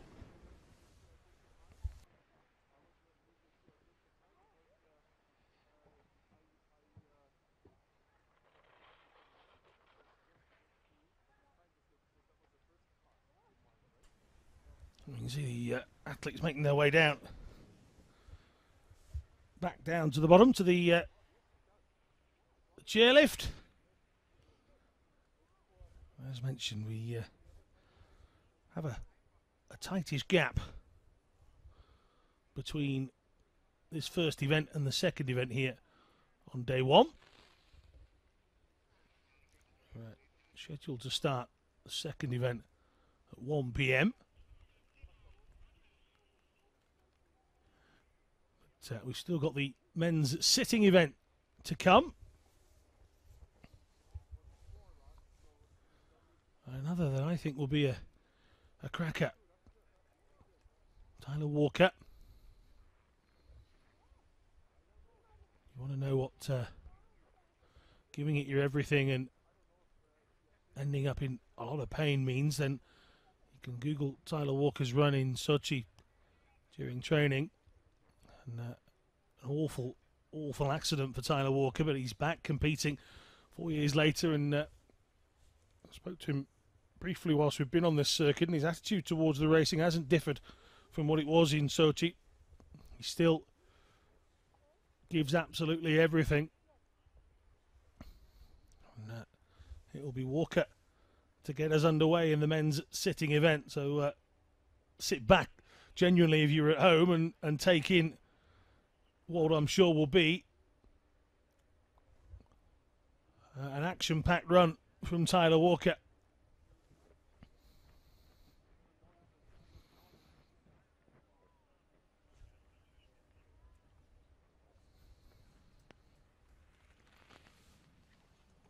Overall World Cup winner back in 2014. He went into those games in Sochi in such great form. Ended up crashing out and being airlifted and taken to a hospital. And, he talks about that frustration of not getting the rewards for the season he was having. As I say, didn't let that stop him. He's back on the courses. He's had a big smash on the World Cup circuit already this season and took a couple of races out in Versones.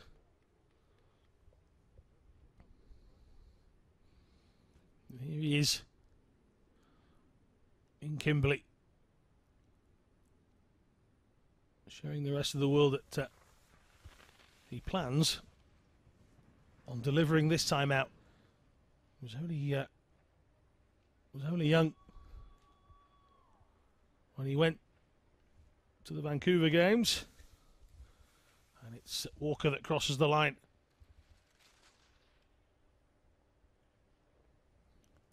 First up, 1:19.91. What can the rest do about this? This is Roman Rabel.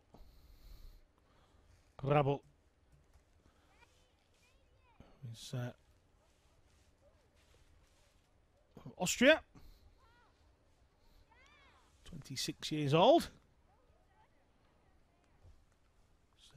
Keen quad biker, all off balance there for Rabble. It's put him off the preferred line as well. You can see him shaking and rocking and rolling around, but Rabble again throwing himself in. He's some seconds ahead of Tyler Walker as well. So Rabble really finding speed. 1:19.91 looks very obtainable. 1:16.56. Roman Rabble. Well, 3 bronzes in Sochi, and Rabble is very much happy with that. Now, here's a young man that has certainly had a very, very good season here on the World Cup. Spoke to Jesper a couple of days ago, and the young Norwegian was talking about the fact that he'd set his sights on the next Winter Games, not these ones, not at all. And he's been nearly dominant, you have to say, in the slalom events. What's his form like in the downhill? He's not far behind Roman Rabble at the split. Again, getting aerial as he comes to the line. He's just outside, 0.48. Half a second near enough between Pedersen and Rabble. And the 18-year-old from Bergen finds himself in second.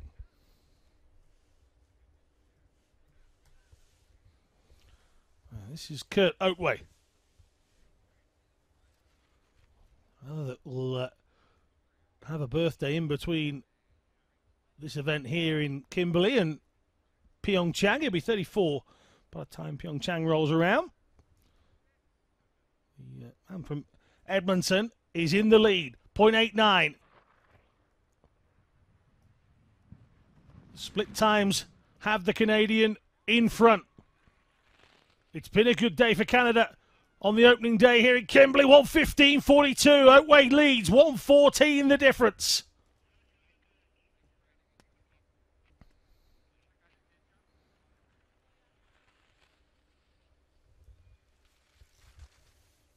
Taiki Mori.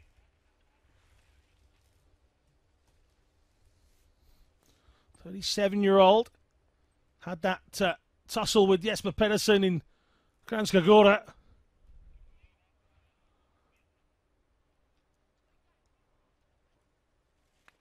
And the experienced campaigner for Japan. Silver, the highest he's managed to get to in 3 Winter Games so far in his career. He's in front here. 0.44 the difference between Mori and Kurt Oatway. Can Taiki prevent Oatway from picking up victory here in Canada? He's in front, 0.49. Pulled away a little bit more towards the end, but it's Taiki Mori that leads.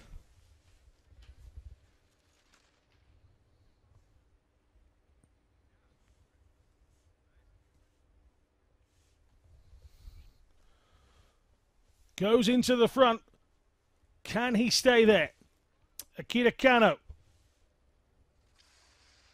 31-year-old from Abashiri in Japan. Competing since back in 2004.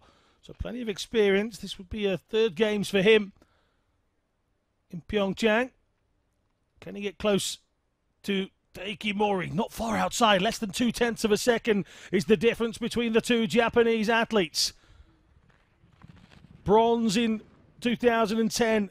3 golds as well from the last 2 games.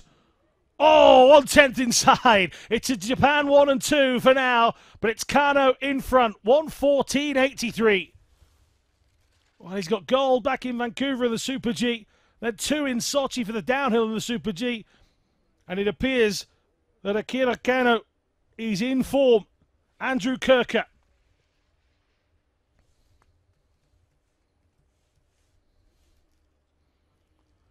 "26 years of age." Again, another that celebrated a birthday late in January, so he arrives here a year older. Maybe a year more experience, but Kirker chasing down. He's inside Mori's time. Well, this is really giving us some excitement towards the end of the first competition here on day one. We've got another competition to come, remember, starting around about 1 o'clock this afternoon. But we're certainly getting one heck of an exciting finish to the first competition. Oh, 9/100ths of a second inside. Andrew Kirker leads.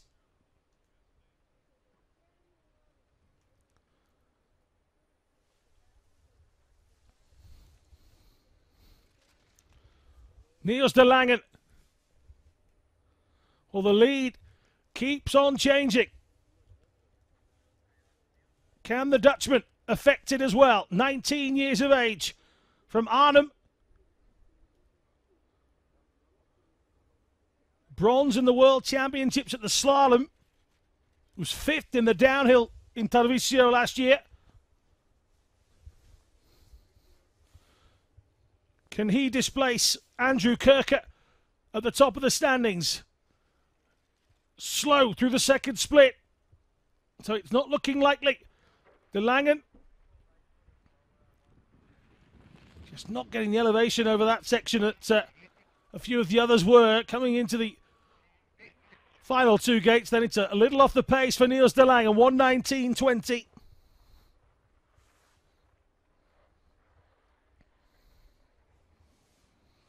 Christoph Kunz.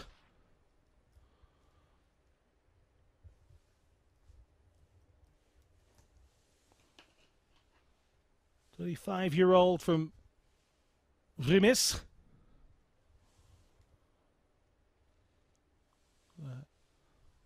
Son and a daughter, Elio and Livia, and wife Stephanie. I'm sure we'll be taking care of them and watching on, pointing and saying there's Dad. Can Kirker hold on? Kunz is going to be outside as well. 1.83 the difference.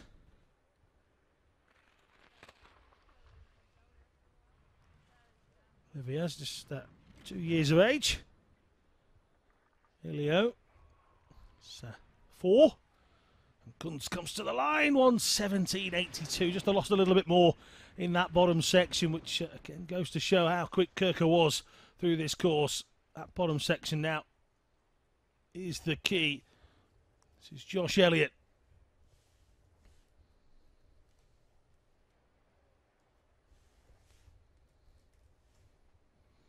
"36-year-old, originally from Washington.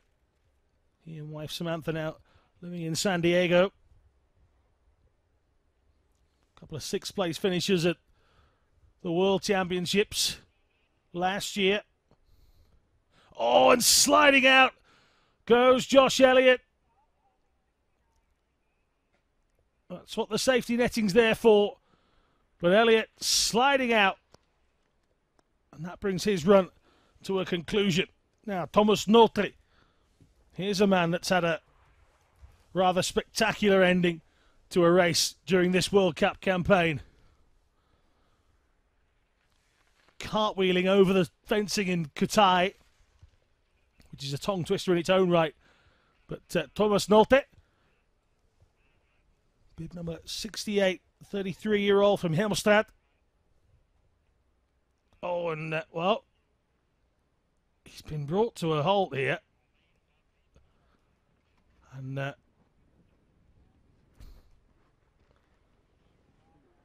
being waved from the course.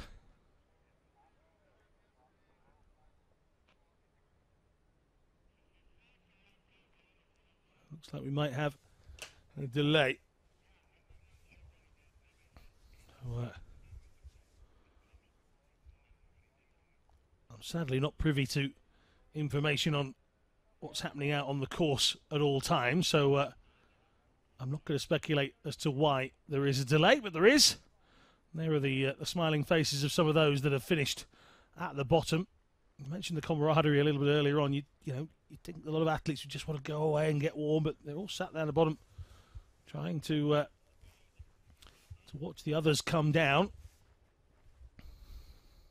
Well, obviously we had that crash for Josh Elliott. Nolte was signalled to come off. The gentleman with the yellow flag.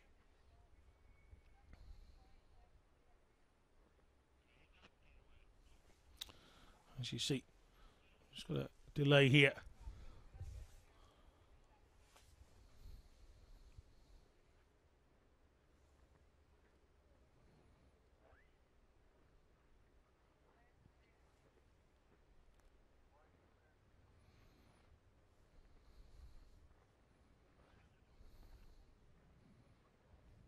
Don't forget, if you want to join us on our social media channels to keep up to date with all the action outside of what's just happening here, and at Para Alpine is the place to be.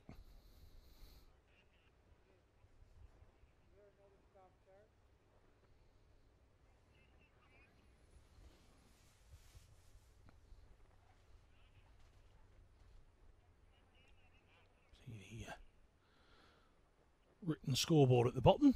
That tells the athletes when they come down. All the times are written on there for them to go and see. Two Japanese athletes gathered at the bottom at the moment in second and third. Let's take a look back at Josh Elliott then. Oh, do you know what? That's so nothing in a sense that he's doing nothing wrong. It just goes from underneath him. And it can be the most innocuous of bumps or grooves in the snow. It can even be you leaning too far back and putting too much strain onto the spring, which means that it doesn't take the forces it should do. Kamstra likes to lean back. This is him. So we're going to get back underway. 18-year-old, originally from Leiderdorp in the Netherlands. He's inspired by his parents to achieve, and certainly achieve at the World Championships last year he did. Scooper combined, giant slalom and slalom gold medals. Downhill's not his favourite, 11th at the World Championships last time out, 17th or 13th, sorry, in the Super G, but certainly as a slalom competitor, and of course the Super combined means you've got to try and get down on both. So Kamstra, I'm sure we'll be using this as practice more than potentially an intention to win this World Cup. He wasn't that far off the pace at that last split time.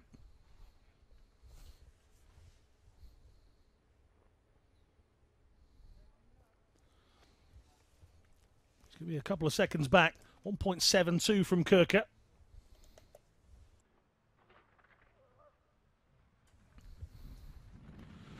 Into the drop, down into the final four gates then. This is the penultimate gate here. He'll be outside of a podium place, but Kamstra 1:16.97, 2.23 seconds from our leader.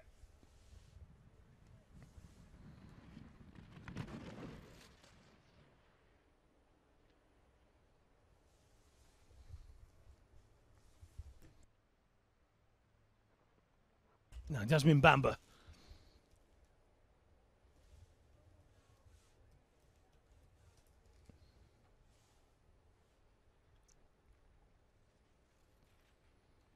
"38 years old now, Bamba.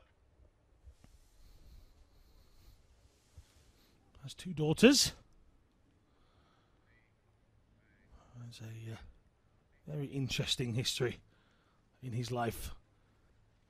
Get a chance to find out all about him on the Paralympic.org website.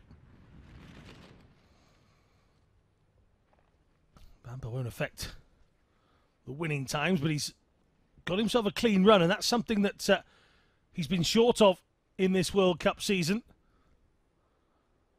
He's had some spills rather than frills in this World Cup campaign so far. Floris Meyer.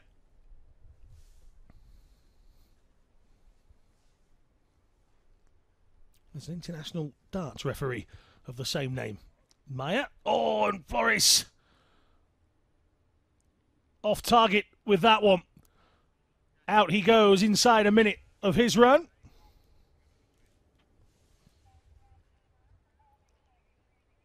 Just trying to get himself into a vertical once again. Take a look here. Yeah, he just gets his alignment all wrong. Ends up crashing through the gate.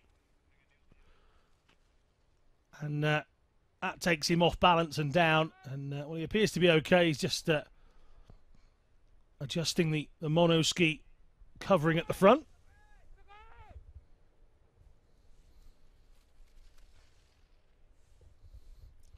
Alex Cairns next.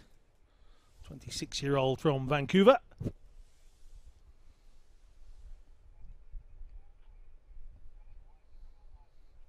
Actually works at the Whistler Blackcomb Ski Resort in British Columbia.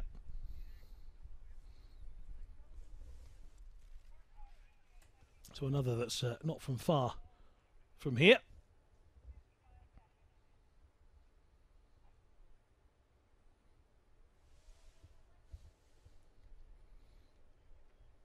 Already competed at the slalom events of the World Championships last year, or 2 years ago, should I say, in Aspen.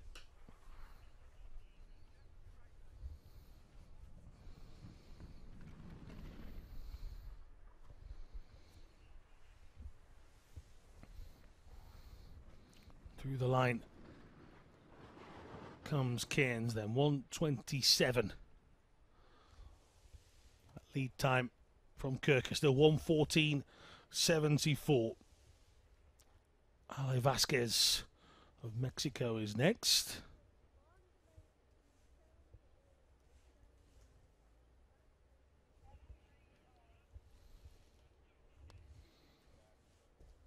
This is Ale Velasquez.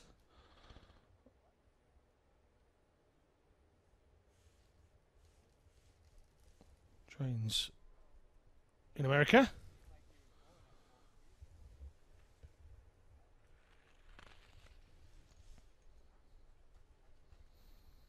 "29 years of age, originally from Cancun in Mexico.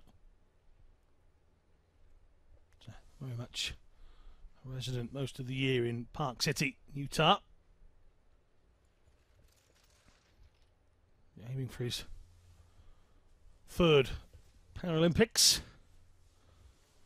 Competed in Vancouver and Sochi, a best place finish of 11th in Sochi at the Super G.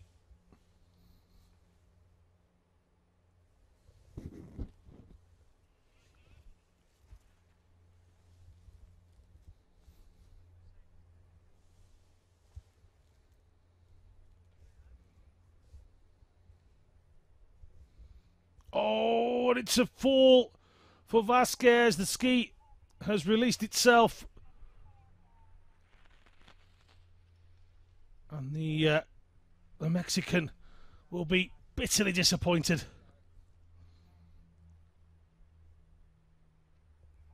Just take a look back. Again, it's just innocuous. Gets a couple of bounces that he doesn't want. And away he goes. Well, hopefully it's nothing more than a face full of snow and he's unhurt. But Vasquez goes out. Oh, and the flag's there again. Well, Mark Sawyer got released.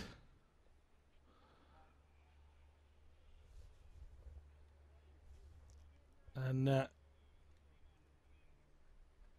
he too has been waved to the side. The Australian doesn't finish his run at this point.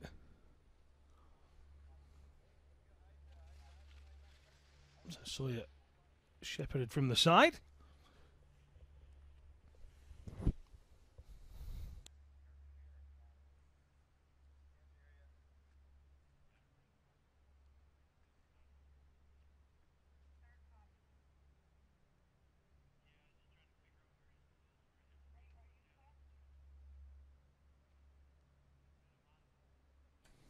You can see plenty of people around taking a look and going to find out more maybe about parasports. Some will be chatting away with the athletes that you can see.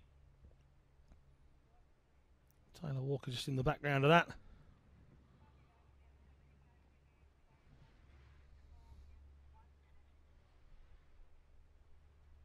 Some youngsters just out and about with their parents or ski coaches, just learning.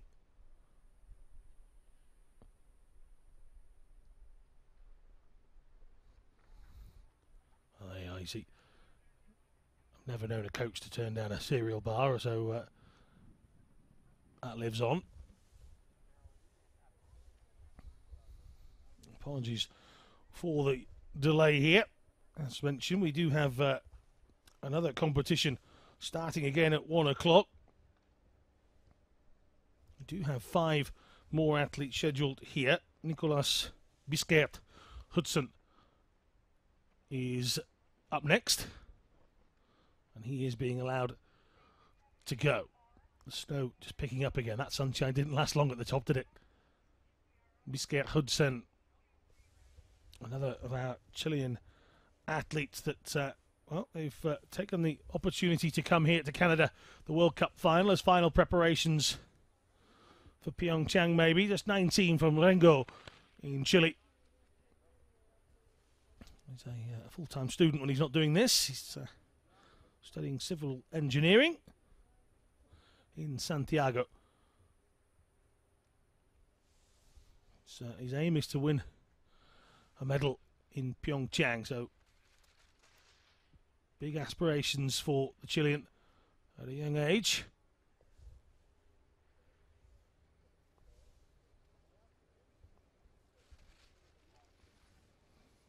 So a little bit later in the run, we will have Thomas Nolte and Mark Sawyer the opportunity to run again. Their runs were interrupted by yellow flags on the course, meaning that they couldn't continue their runs for safety reasons, or in the surroundings at least. They will be permitted to go again. Hudson 6.10 back, coached by Carlos Torres.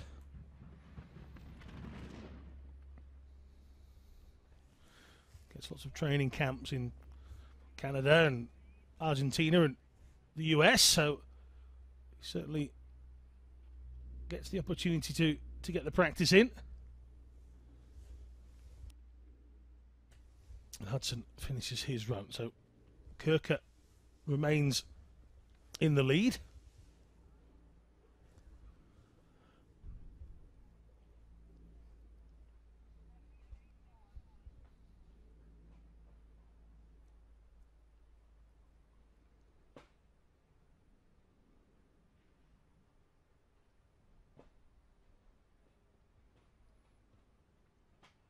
This is Lee Chi-won, one of those Korean athletes looking forward to competing, I'm sure, in a home games. I'm sure everybody's taking in the action of the Winter Olympics. It's already started. The unified women's hockey team competing this morning against Switzerland. A big moment for Korea, both South and North, as that hockey team is unified with players from both sides. So I thought we'd give that a special mention here in the broadcast this morning. I'll say this morning, it's around about 12:30 now. Scheduled to finish not too long from now. And Chi-won coming up to the next split zone. He's well outside of Andrew Kirker's time. 37-year-old. He started competing in 2011. And, he might have to pinch himself that some 7 years later he'll be representing his home country in a home games as he comes across the line. 8.89 seconds back from Kirker. Doesn't affect the podium places in the slightest. Now Diego Primero Sergio Morena. That's him, just there.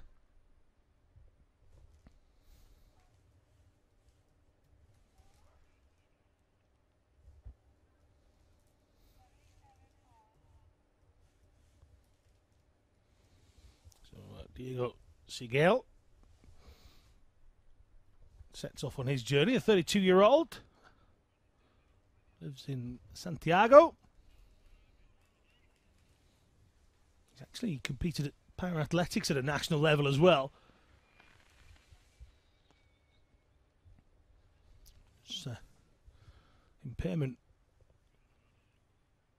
arose from a snowboarding accident, so he's very much somebody who's in love with the snow in the first place. And here he is continuing his passion for speed on the mountain, now in the form of a monoski.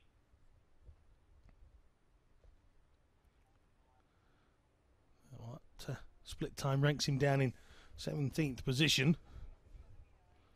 For Primero Sigel Moreno. Andrew Kirker from Cano from Mori. That's the top three in this competition so far. Once again, don't go too far away when we finish the next two runs. We've got Sam Tate and Simon Valner to come. We've also got Thomas Nolte and Mark Sawyer to do their rerun as well. Don't forget the next competition scheduled to start at 1 o'clock. Be interested to see if that changes a little.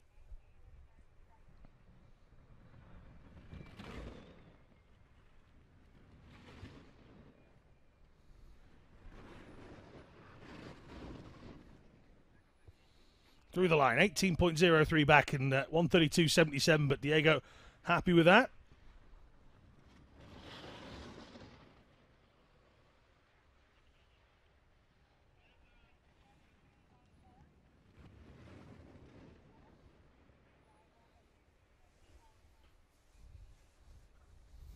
You still see those guys at the bottom taking the opportunity to chat to youngsters and spectators alike. Now this is Sam Tate.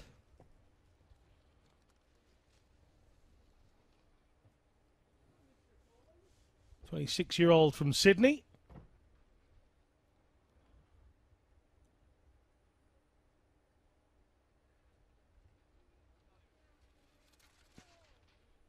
So competes at the International CrossFit Games as well. He's a fit guy, is Sam Tate.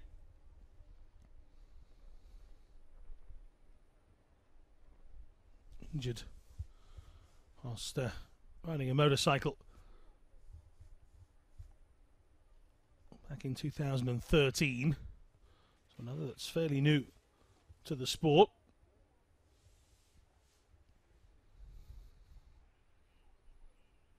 And Tate, that long hair of his just flowing from the back of the helmet.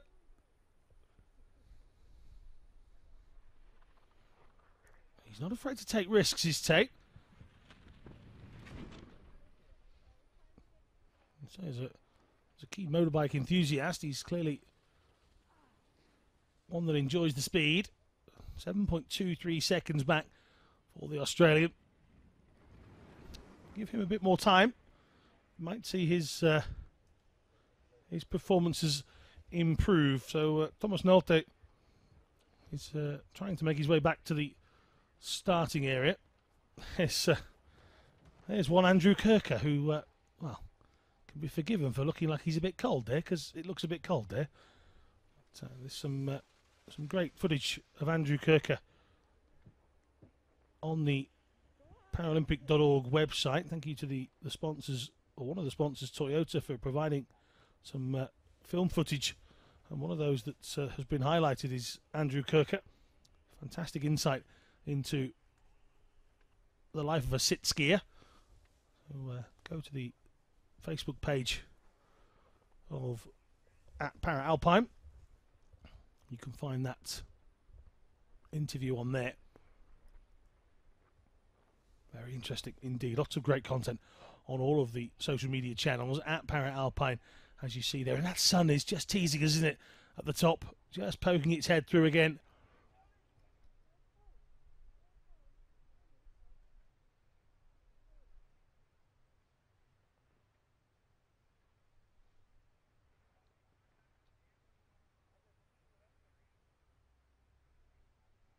Again, the slight delay here is because Thomas Nolte and Mark Sawyer will be permitted to run again. Their races interrupted a little bit earlier due to incidents off the course.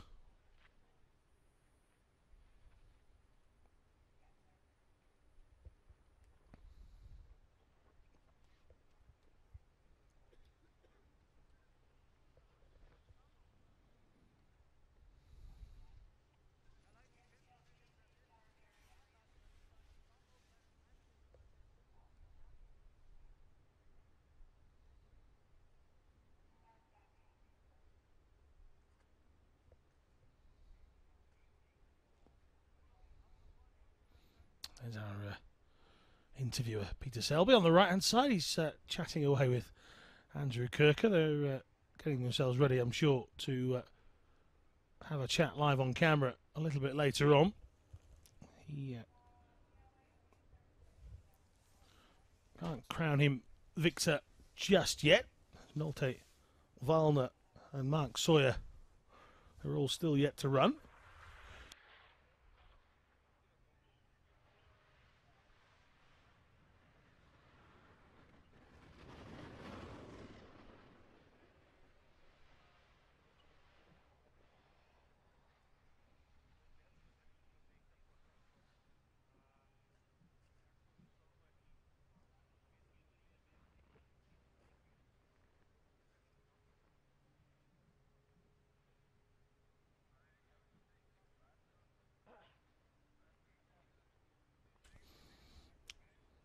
This is day one here in Kimberley at the World Cup final. We've got 2 days of action. We should have had 3.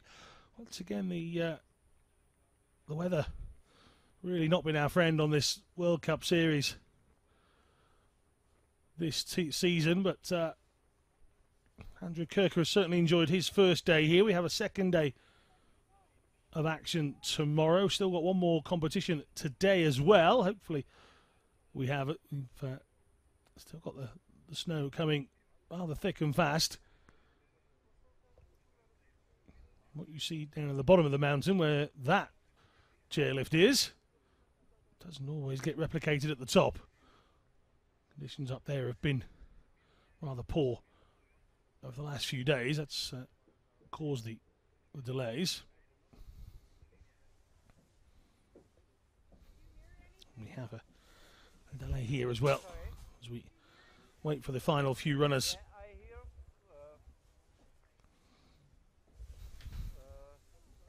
It's a break now. For how long? I don't know yet.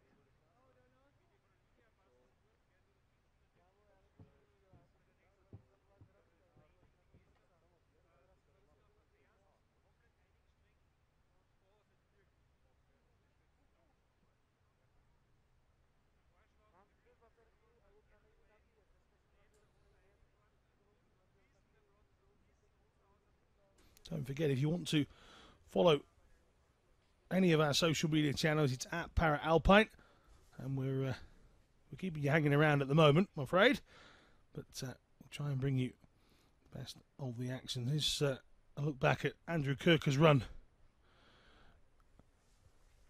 from earlier on in this men's sitting event. Kirker's eventual time 1:14.74, and it was very tight. There's just 0.19 separating the top 3. Kirker throwing himself down the course and delivering us the lead time. You see, Tenkimori was in front as we came into the second split. Kirker took to the front. 0.12 was the difference there. He lost 3/100ths in the final section. There's a small left hander into a right before the drop down towards the finish. There's the final 4 gates.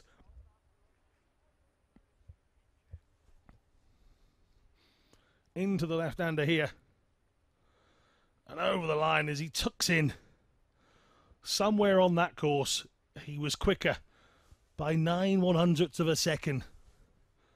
Fine margins.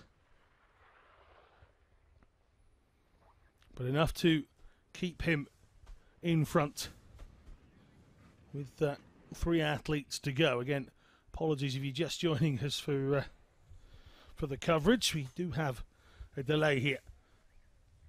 I'm sure it's probably bothering Andrew Kirker more than anybody.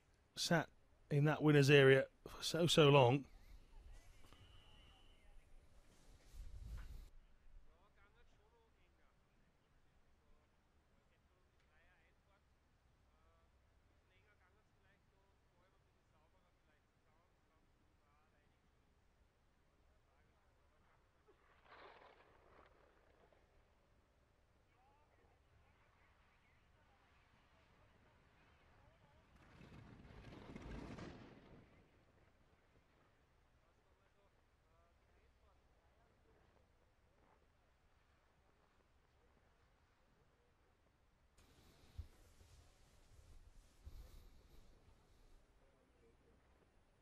Again, just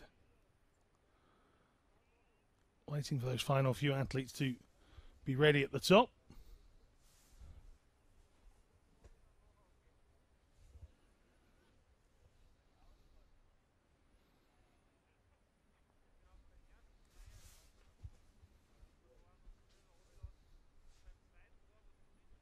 So spectators and volunteers and helpers alike manoeuvre around the bottom of the course. They've been watching on. There's been plenty of cheering for the athletes as they cross the line, more so for the Canadian ones, obviously for reasons of the fact that we're here in Kimberley in Canada.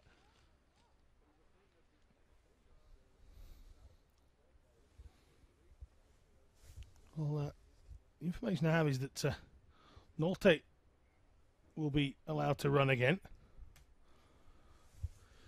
The 33-year-old, I'm sure, is either making or has made his way up to the top. That's the slight delay we have. I'm waiting for that to happen. We're still scheduled to have Simon Wallner of Austria, Wallner, bib number 79, but also Mark Sawyer of Australia. It's also scheduled to go again.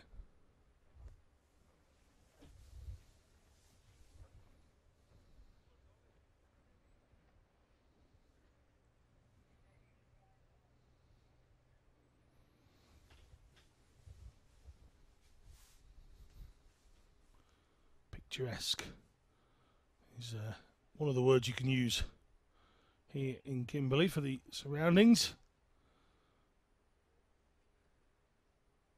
You see some of the coaching staff and medical team on the sidelines. They scatter themselves up and down the run.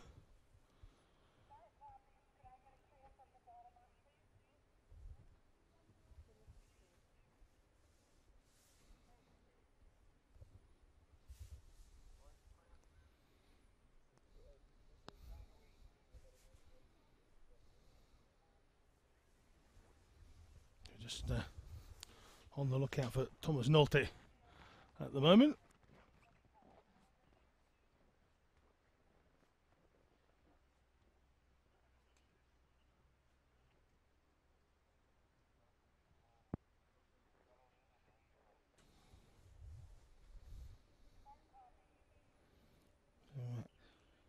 Yeah, I've enjoyed a World Cup campaign. Whilst it has been weather affected in large parts, the joy of people racing in Croatia is one to be remembered. The athletes here in the Alpine World Cup getting to use the exact same course of the run that the able-bodied skiers did in their World Cup really was something that made our athletes overjoyed. The chances to compete on a FIS run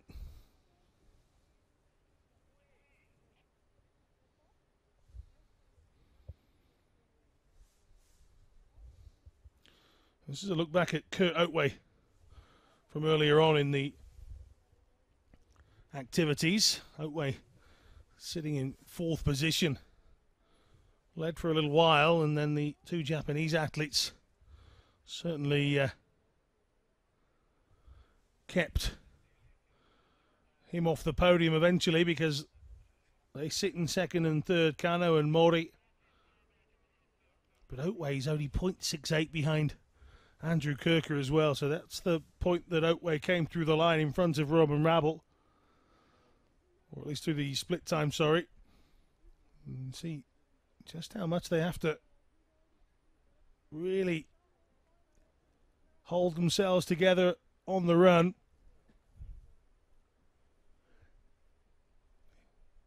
Into the final 2 gates then, and that's Oatway's 1:15.42. That's what puts him in 4th position in current standings. Was good enough to lead at the time. Now we look like we might be ready for go here. That's appears to be Thomas Nolte. So the German has found his way back up to the starting position in the sunshine.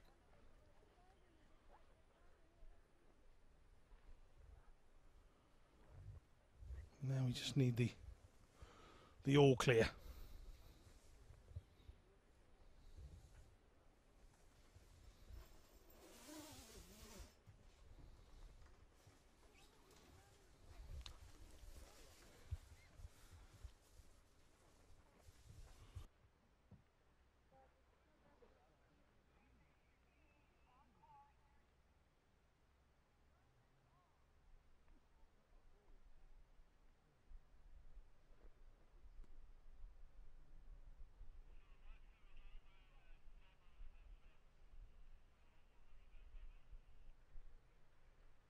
So Nolte was interrupted in his first run due to the crash to Josh Elliott, but he'd already left the gate before they could halt him. So Nolte was flagged in at the side.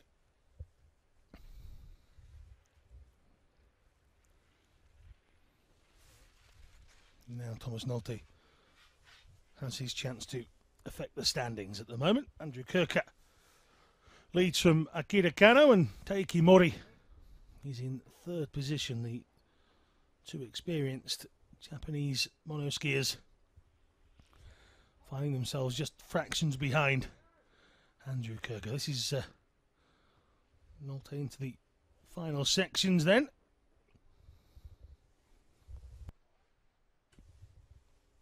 Third place finish, the 2011 World Championships. He did that again in the slalom in 2015.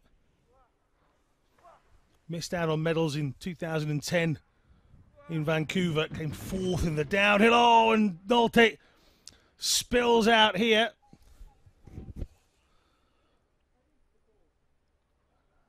I said that he had a dramatic crash earlier on in this World Cup season. He's between the gates, but I don't think he's going to carry on. He's raised his arm to signal that that's the end for the 33-year-old. And Thomas Nolte given the opportunity to put in a second run, and unfortunately not far from the finish. That's come to an end. So next up is Mark Sawyer. This is Nolte's race-ending finish. Just slipped away from him, just didn't get the blade of the ski in enough, and over he toppled and out he span.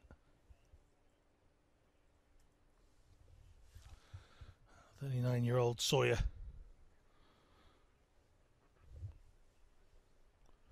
From Melbourne.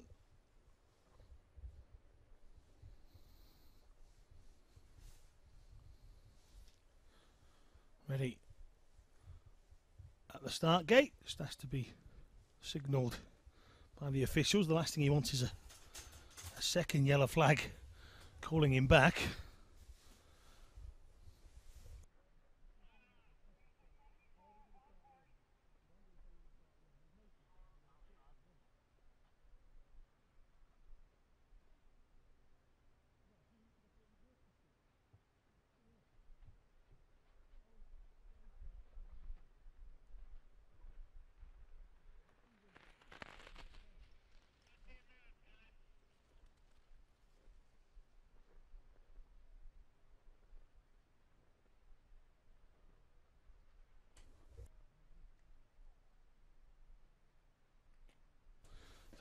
Sawyer. 30-odd seconds into his technically first run. I feel like he's been here before.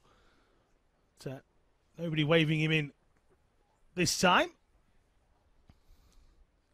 2.92 seconds back.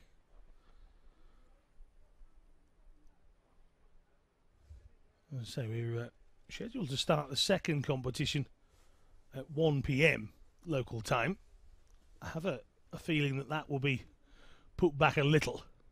I'll keep you posted.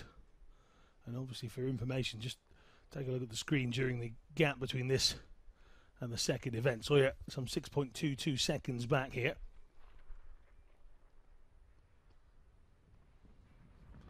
Into the final right.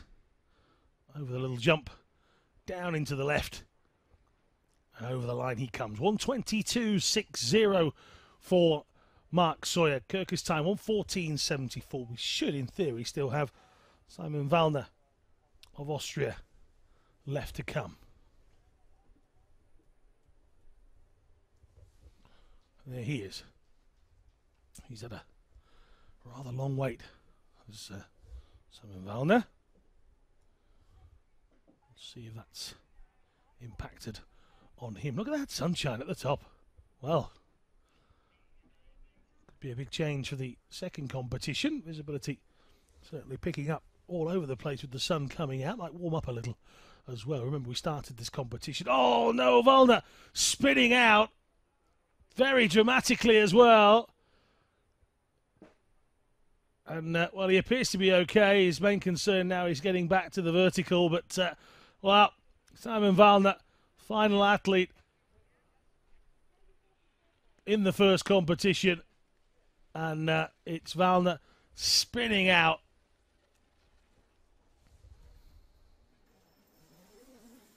"30-year-old, just there, gets off the snow, and as he hits the landing, just leans back slightly, and it just whips the back end of the monoski out, and down he goes.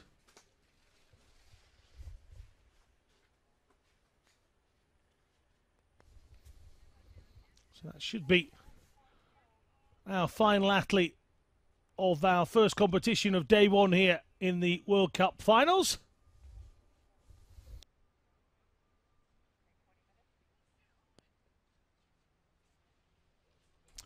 So Andrew Kirker wins our sitting event here on day number one. One more competition to come. Mori and Kano, there was barely anything between them. 0.19 was all they had. In a couple of moments we'll hear from our winner. He's with Pete Selby.